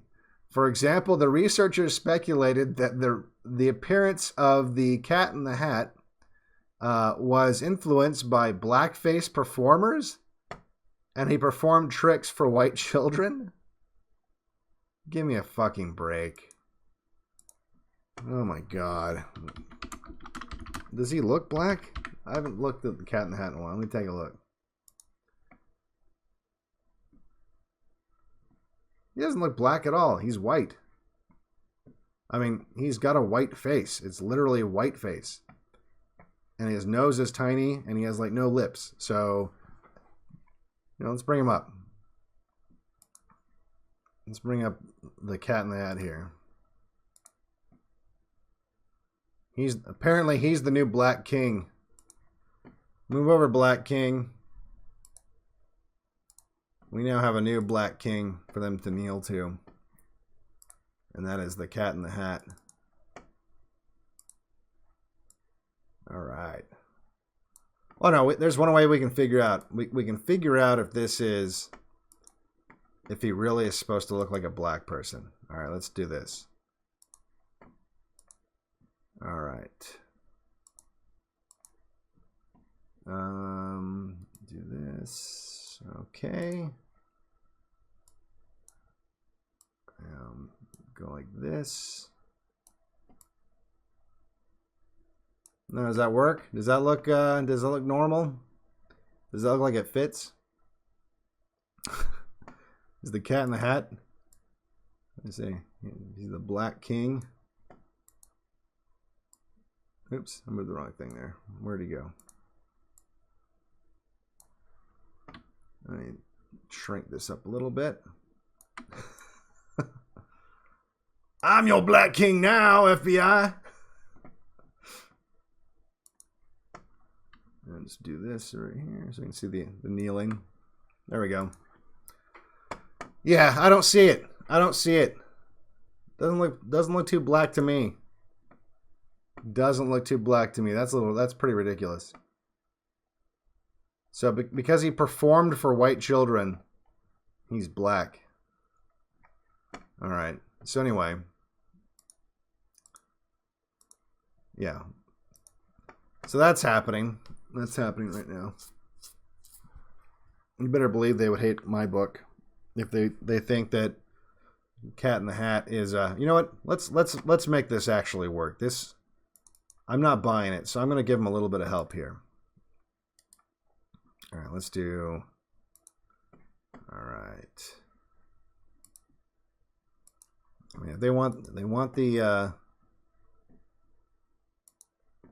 Cat in the Hat to be black. Let's help them out a little bit. That looks like the right color. There we go. A little black. Let's do that.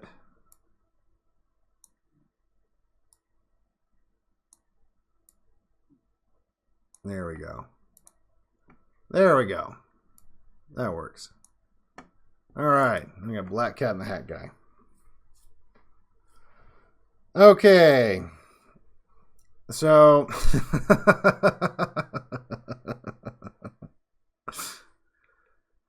let me take a look at chat here. All of a sudden, he became more violent.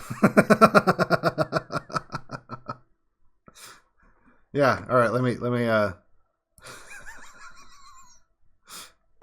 As long as we're doing that. Let's add a little more realism here. This is gonna make my computer glitch a little bit as it wakes up some drives. Wake up, drive.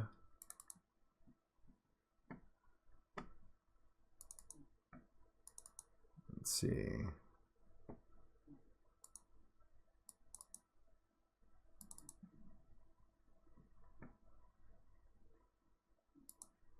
There we go.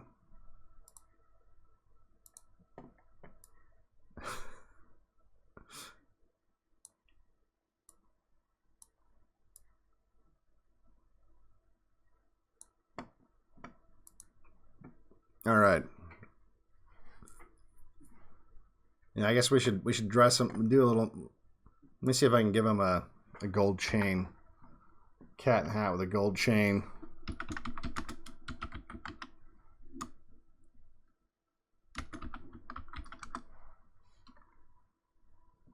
Give him some sunglasses, maybe too. Let's see here. That looks pretty. That looks pretty pimpin'. That might be good.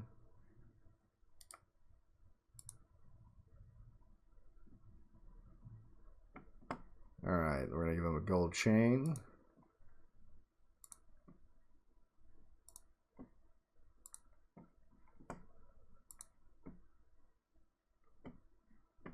What's something else we should give him? Because he's like the Black in the Hat now, not the Cat in the Hat. He's the Black in the Hat.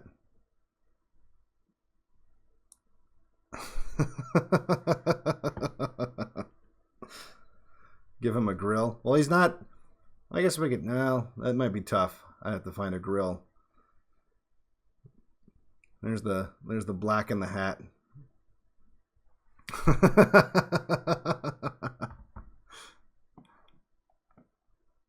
I don't know if I could find a grill. So yeah. Maybe that'll be the name of my children's book. Will be the Black in the Hat. Oh, I wish I had coffee. All right, let me take a look at chat here. Do I have Discord? No, I don't have anything like that yet.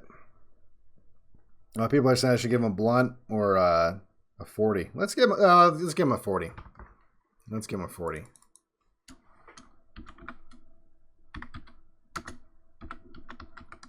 See if I can find one. I'm gonna get some OE. Oh, I hope that has it.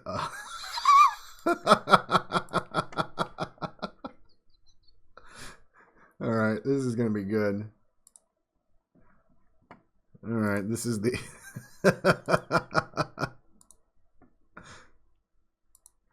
This will complete the look of the black in the hat.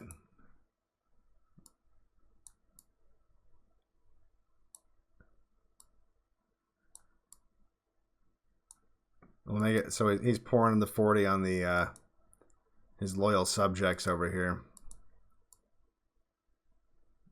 Let me get rid of that. What is that thing called over here? There we are.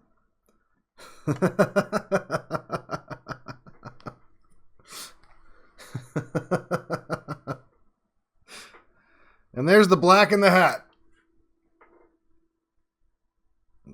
That's like the new, that's my new children's book I'm going to come out with.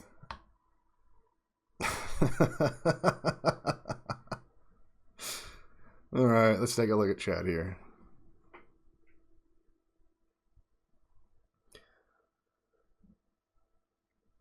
Have I seen the Woke's children's books at Target lately? It's worth picking a quick Google search.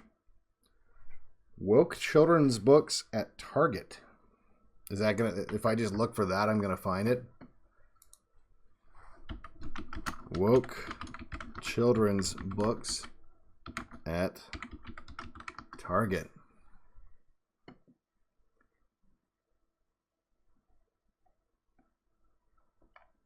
I don't really see anything.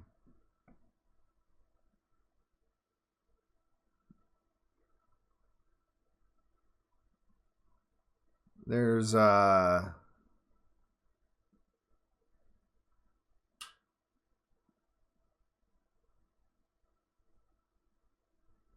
trans, I think there's a trans kid book.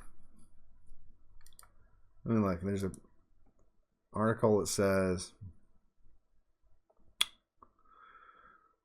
this is from like a few months ago. It says, Friday, Target confirmed to PJ Media that it had restored Abigail Schreier's important book, Irreversible Damage, The Transgender Craze of such as, they put it back in.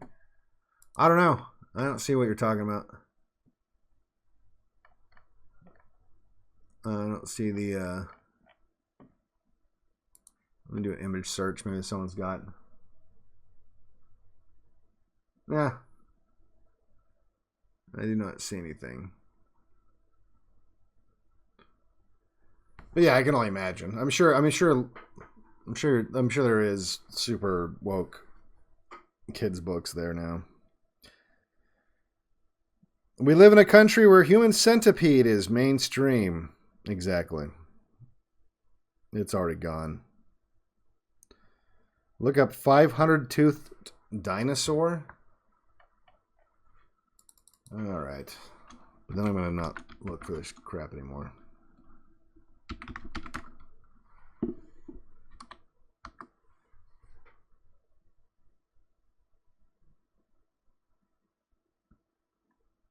What am I looking for? I don't get it. Oh. Yeah. I can't pull this up on stream, but yeah, that's kind of funny. That is pretty funny.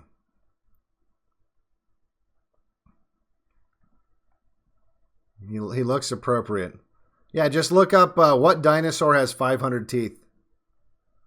For those of you at home, following along at home. All right, here we go. How would the list know who to pay? Part of the movie could be recording the act as proof that you're the person who gets paid. Now, so the way that the list would know that you got paid is you would have to, when you made like a smart contract, you would essentially, and I didn't get into too much detail because I'm sure it'd be like super, there'd be all kinds of holes you could poke into it. You know, that's why I left it vague. But my thinking was, that you would have to basically say like the date and time or something. You'd have to like put something in there. And I guess one way you could ensure that people couldn't just spam it is you could, like, once the contract's been set, like no one can put a contract in there for another person, or I'm sorry, for that same person until that time is expired. I don't know. Like that's one of those things I left vague for a reason, because it just gets, there's ways you could probably do it. It just, like, I didn't want to sit there and think for months, because that's what you'd have to do, right? To get something that was completely workable, it would take months to figure out how to make that actually happen. But I'm sure it's doable. The reason why I'd say if we make the film, maybe someone could do something kind of like that, but you don't want, I mean, the film, we don't want it to just be a bunch of gore, you know, just a bunch of people getting shot over and over and over again. I think the cool part about people's cameras on their phones being activated randomly is you're going to get all kinds of random shit, you know? You might, someone can make a little short, like a little vignette that's like funny. Someone can make one that's violent. Someone can make one that's, you know, like whatever, right? There's so many different ways you can go with it, because it's, and that's part of the point of the movie too, is we want to bring attention to the big data and the surveillance state stuff, right? So part of it is the fact that, like, you know, they can just turn on your camera whenever, right? And they can already do that. They can do that to me right now. They could just turn, for all I know, they're doing it right now. In fact, the only thing that's probably stopping them is the bandwidth situation. So yeah, it's really not a matter of you know, we're not trying to make like an action film. That's just hard to do low budget anyway, because it's so easy for that to look cheesy. You know what I mean? Like if you try to make it to where you know, like it looks really cool and hardcore, like it's so easy to for it to just look lame. You know what I mean? And trust me, I've worked on low budget scenes that are supposed to be hyper violent, and they have been they usually don't turn out the way you want them to. You know, that's just, it's just really hard to make stuff like that look good without a budget. Who did more impressive work from a programming standpoint, Wozniak or Terry Davis? That's a good question. I would say I'm probably more impressed with Wozniak just because of everything he did, and it wasn't just the programming. Like, he did hardware. Like, I've talked about this before, where the game Breakout, like, everyone's familiar with that. Like, you get the blocks at the top of the screen, and then you're like, it's a real simple game. Like, you're a block at the bottom, and then you're bouncing another block into the blocks, and the whole point is to, like, knock out all the blocks, and it's called Breakout. And in that game, the first version of that game had zero software. It was entirely hardware. I want you to think about that, what that means. And for some of you guys, that's gonna fly right over your head. But it's to get, all right, to maybe explain that to people who might not understand how amazing that is. It's like, imagine you built a self-driving car. This would be a little more amazing, but but it didn't have software. Like, that everything that it did to sense people in front of it, it was all mechanical, right? And like those crazy, like that machine that, let me see.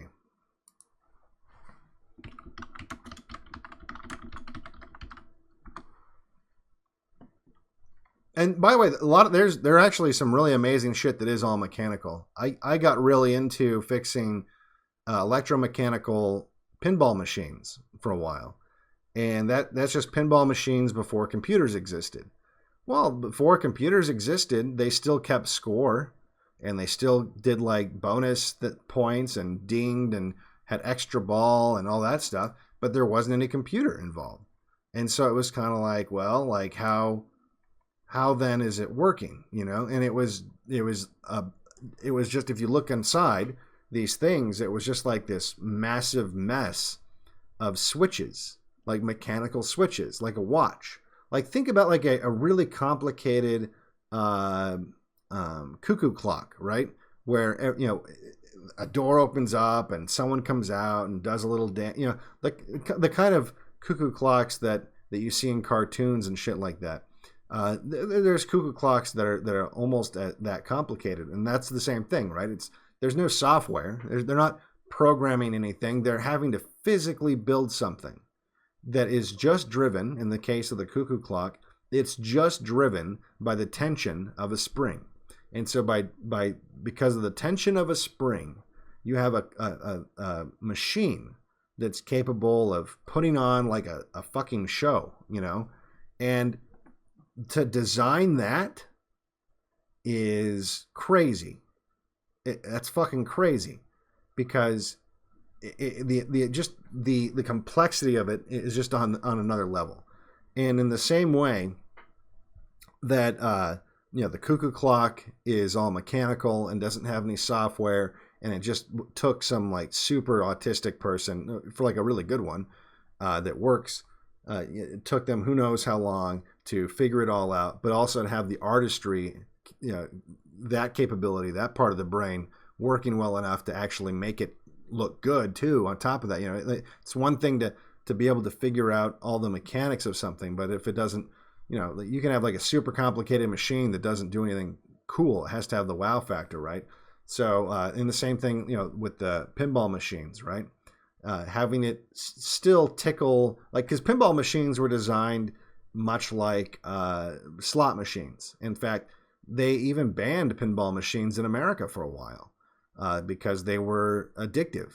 You know, in fact, it was crazy because most pinball machines were still being made in Chicago while they were banned. They were just shipping them overseas, but they were illegal because it was like selling drugs, because people were spending all their fucking money on this little box that would go ding ding ding. Remember I was telling you about being addicted to video games? This goes back, like, this isn't like a new thing. The whole history of video gaming is very much about addiction. You know, like that's what addicted people back in, like, I think it was like the I don't know, maybe like 20s or 30. I don't know when this was. So we're talking about pinball machines that weren't even all that complicated when they banned them. But there was no computer. There was no computer. There was no software. There was no screen. It was all accomplished through mechanical switches. And if you try to find one, you know what? I wonder if I can find. It's probably not that visually interesting unless I get a video. But if you can find video of a you know, I'm gonna look and see. Maybe I can download it. I might have the bandwidth. But if you look at these machines in action, the reason why I'm spurging out about this, Wozniak designed the hardware and the software for Apple. You know, he wasn't just a software guy. And Terry Davis's Temple OS is impressive in a lot of fucking ways, but it's also doesn't have he didn't design the hardware for it, and additionally it's not as usable, right? And so he added his own, because look, he was a little nuts, right? And so some of his quirks got baked into it. Let's see here.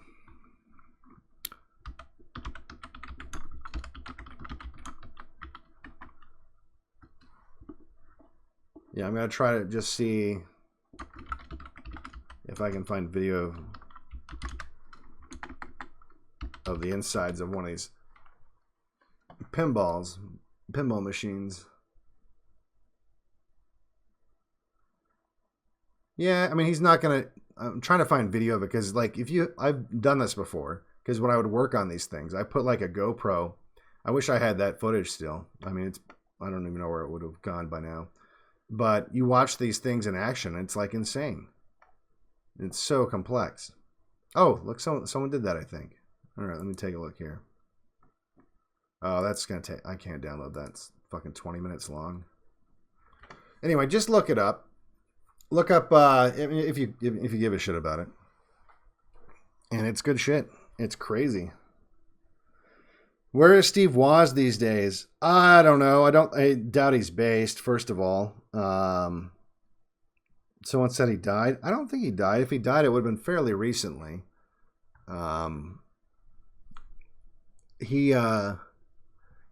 Here's another weird thing about him. He got in a plane crash like right around when Steve Jobs was kind of taking over Apple with an iron fist.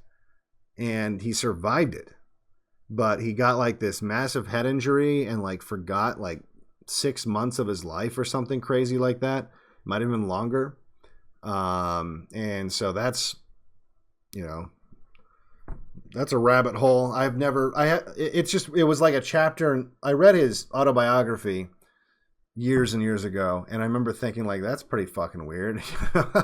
Like it was just like one of the chapters was, they got in a fight. Like he and Jobs, I think this is what it was. He and Jobs got in a fight, and then he got on his plane and like and I don't remember the details of the crash, but then it crashed and he lived, but like his head was all fucked up afterwards, and it just seemed, something about it just was like, that seems a little weird.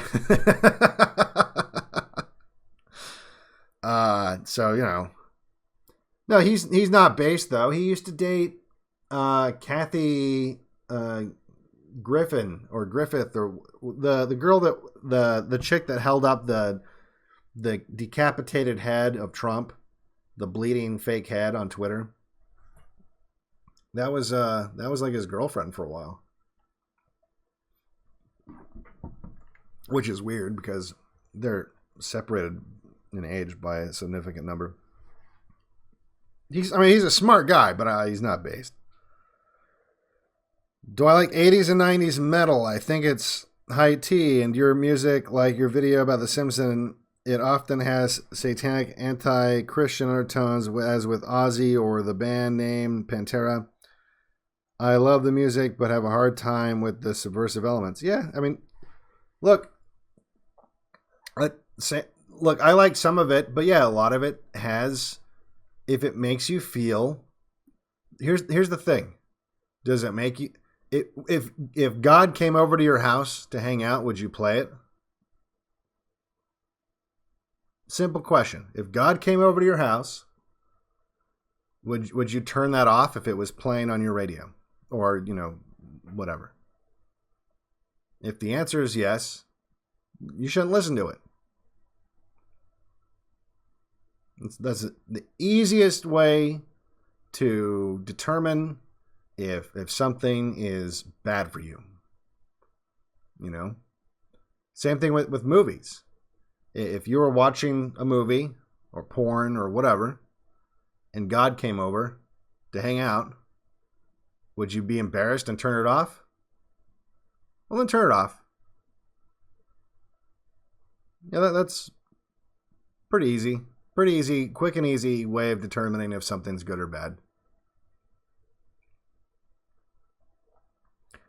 And look, not everyone's going to have the same idea as to what God would be okay with and what he wouldn't be okay with, which is not ideal, honestly, because I kind of feel like that's why we need the objective morality, right? Because it'd be nice if everyone was kind of on the same page with this shit. But look, if you do that, you're going to be better off in the most cases. You know, like, you know, someone said there's some metal I would listen to with God. All right, well, that's you. But the band Pantera might have called themselves the Jewcocks. What kind of Gentile glorifies Jewish propaganda like that? Right, like why would you name your band after a Talmudic character? You know, it makes you wonder. Maybe that's why God didn't protect Dimebag Darrell from that crazy fan. But yeah, look, I'd be lying if there's some Pantera songs where it makes it almost like you want to listen to that shit when you're like lifting weights, right? You know, because it makes you feel more aggressive. And maybe there's a time and a place for everything, right?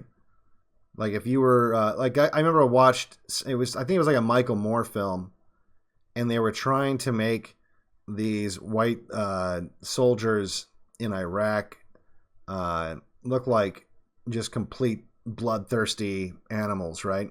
And they had embedded in a like with a tank crew, and there was inside the tank on the speakers, they were playing Let the Bodies Hit the Floor, right?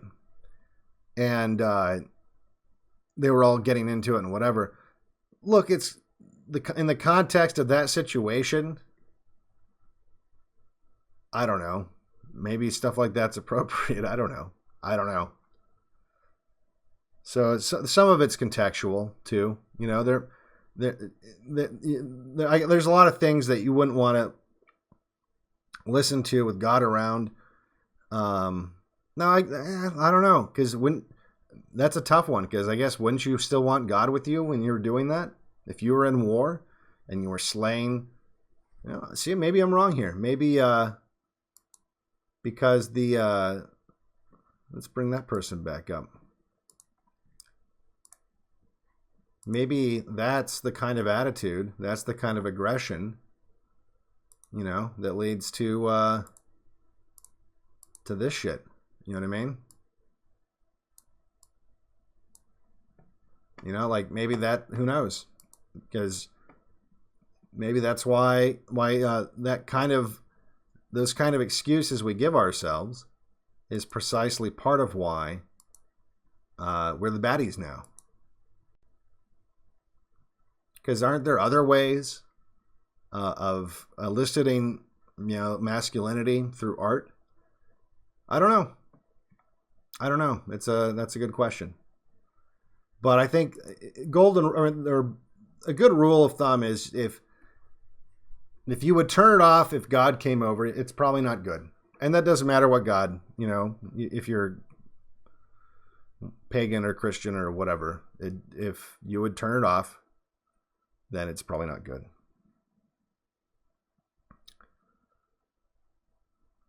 I think South Korean culture is much more satanic than North Korea's lack of culture. I don't know much about South Korean culture. Bin Laden hated music. I know why now. Have you ever seen the Marty Walmart robot that moves around Walmart like a Roomba, but just to find trash and sound an alarm for wages to come clean it up? I did not know about that, but that sounds like a step in the right direction, kind of, in terms of the automation stuff. Look, automation's not bad. It's, in fact, here's the thing. That's why we didn't need all these fucking immigrants. Because robots are going to be... That's why we're going to be extra... That's why shit's going to get extra bad as technology gets better. Because all of these people that they imported, because the magic dirt theory isn't real, because their IQ doesn't jump up 20 to 30 points when they step on American soil, because they aren't actually doctors and engineers like they've been telling everybody... Once the jobs they can do get automated, that's that. Like they're just going to be infinitely... That's why the whole Andrew Yang thing happened. Andrew Yang was saying the same thing. He was saying that they're going to... I mean, he didn't say it like that, obviously, but he was saying that they're going to automate, huge parts of the workforce out of a job, and that's why he was pushing his whatever that was called, like the free money Gibbs $1,000 a month thing or whatever that was, universal basic income or whatever it was, which they're gonna do. I think they'll do, and that's how you know that the economy's fake and gay. The second they do that, although at the same time it makes you wonder, like, if they were going to do that, why do they seem so hesitant to just give people the COVID money? It seems like they've been like really not wanting to do that. But anyone who knows about the debt and the state of the economy in the West probably has a better idea as to why they don't want to do that. And why it's very probable we're headed towards a war. Andrew Yang is the Chinese Vanilla Ice. I'm not sure how that works, but okay. Endorsed by Black America. Oh, blacks like Andrew Yang. Then why are they attacking Asians? UBI paid for by inflation. Right. Recently, I went to a local bookstore, found The Diary of Anne Frank, and moved it into the science fiction section where it belongs. I've been waiting for you to check out my artwork for DOTR since April. Sorry, man. Sent it several times. Yeah, I will. Like I said, we'll get that figured out. I haven't checked that email in a while. I will check it out. That'll be part of this. We're gonna get that. We're gonna get that going. Yeah, I told you it's been a long time. I know there's people that have been involved already or want to get involved, and we're gonna get that going. That's gonna be focused on. Thoughts on Isabel Peralta, the Spanish I still don't know anything about her. She looks cute, but I don't know anything about her. It's people like McConnell, Droopy Turtle that don't want inflation. Hitler is still very popular in India. Hitler had more to do with India's independence than Gandhi did. Captured Indian soldiers fighting for England were handed over by Germany to Indian leader Bose, who led a resistance against England. Gandhi was largely inconsequential. I don't know all the details of that, but I wouldn't be surprised. Possible movie night. One old comedy, Watermelon Man, written by Herman Raucher, Australian Jew. Movie about a bigot made in 1970 in UK about U.S. racial situation at the end of the 60s decade. Jeff Gerber is a white guy. Mario Van Peebles wakes up to find out he's now black. Plenty of jokes. Really? Watermelon Man. That sounds familiar. I feel like I've seen something with that. We'll watch the trailer. How about that?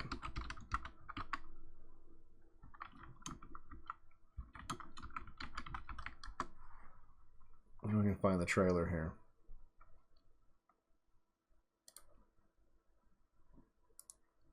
All right, it's gonna take a minute to download it, but we'll watch the trailer of that.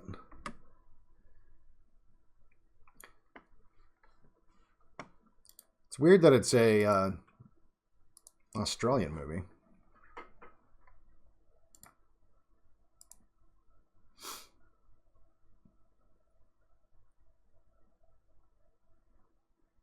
All right, that's gonna take just a second. Oh, it's actually going really fast. All right, we'll have it in like 15 seconds or so. Yeah, there's a few movies they did like that in the 70s. Usually, though, it was, like I said, there was a lot of forced integration going on.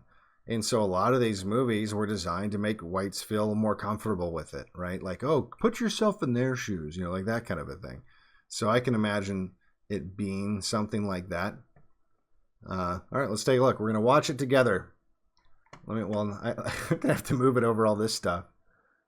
Where's my video player at on this big long stupid list of of the Black in the Hat? Here we go.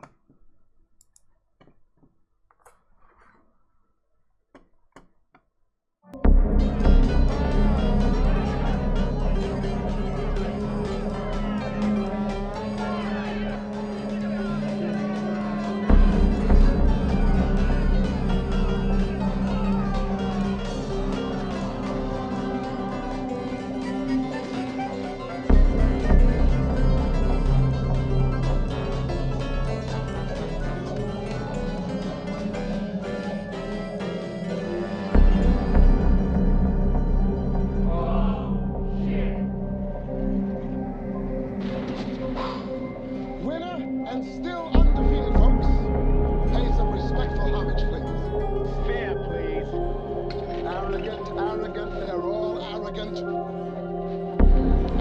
In the good old days, back in the old South, you'd have to drive from back here. Get it? Back of the bus?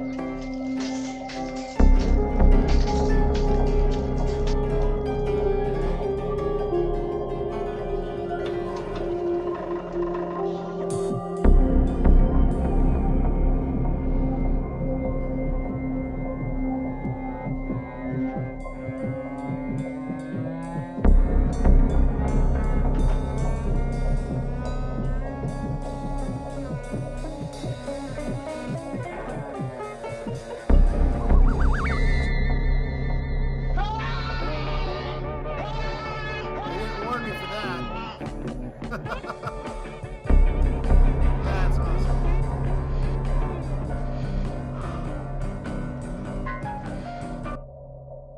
Yeah, well, now we've all seen black asses. That's great.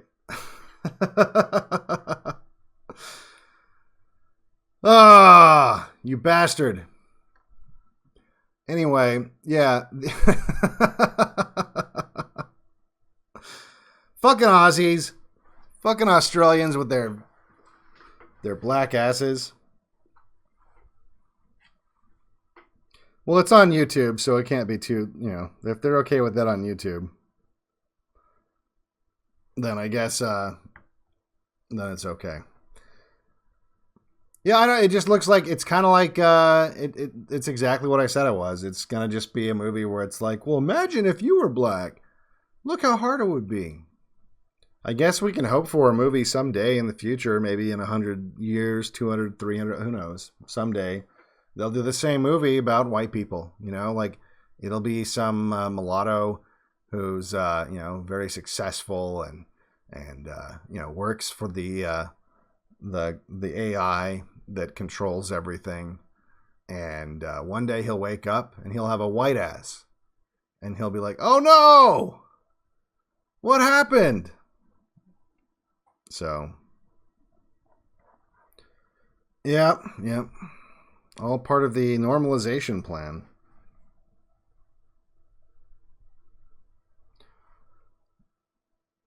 Let's see here. Why would Dr. Seuss lobby for a war against Germany if he was ethnically German? I don't know.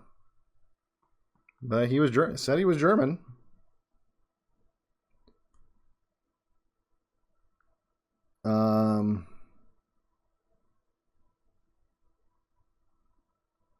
White Man's Burden came out in the 90s. Let's see. Have you Googled H.P. Lovecraft's cat? H.P. Lovecraft's cat. No, I'll check it out and then we'll close things up. I know it'll be a little short tonight. We're over 2 hours and I'm tired. Let's see here. H.P. Lovecraft's cat.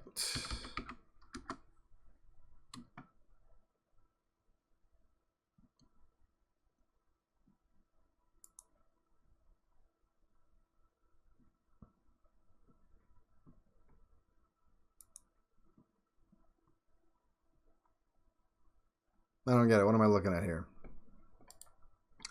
I'll bring it up. Is this what you're talking about? It's just a guy holding a cat.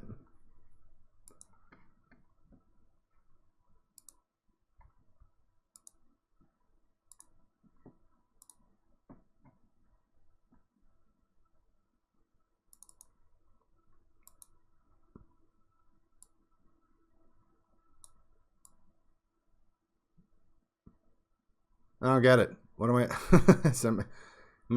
Yeah, it's a creepy picture, but I mean, obviously, that's intentional. I don't know. Put him over here. All right. Well, once again, like I said, if you want to help out with the community stuff, the movie stuff, and everything, like I said, the movie I think is going to be a good dry run of how well we're able to accomplish something as a group. And it'll weed out some people. It'll promote other people. It's a chance for us to work together on something that's not going to get us into trouble. It'll still get us on lists or whatever, sure, but whatever. Everything we do is going to anyway. You know, we're born with our uniform. We can't exactly take it off, nor would we want to, despite what Australian black ass movies might have lead you to believe. So let's if you want to get involved with that, shoot me an email at evilhillary@protonmail.com. And like I said, even if you sent me something months ago, I'm gonna go through the old. I gotta find it. I don't remember which one. I think it's Rope Movie, but it might be The Rope Movie. I have to look at Proton Mail. But don't email me at that one until I know which one that is. And so email me at evilhillary@protonmail.com. And I'm gonna gather all this stuff together. Remember, there's a lot of people with a lot of good suggestions, and I will get back to everyone. But I'm not gonna be able to obviously follow everyone's suggestion. There's only, you know, we're gonna only have a limited amount of things that we can actually get done. So don't get butthurt if you know, we don't want to do your idea for some reason. So yeah, thanks for hanging out this Saturday night or Sunday morning or whatever it is for you. And I will leave you with. I've got to have something in fact, I thought I purposely looked for something because last time I had to recycle something and I felt like that was cheating somehow. Oh, I know what I can leave you with. All right. For Blackpilled, I am, of course, Devin Stack. Wait for the video. Gangster, mafiotic, necroidic, the Black Frank Gelada, a gangster judge, therefore unprosecutable, the blackish, menial, necroidic in appearance and demeanor, felon, vicious, parroting puppet, ex-district attorney, Nassau County, and watch my Frankenstein eyesight television playback of this felonious, lowly, sodomistic display by the felon, sodomist Judge William Sullivan and his lowly felon slut wife during my trial in Nassau County.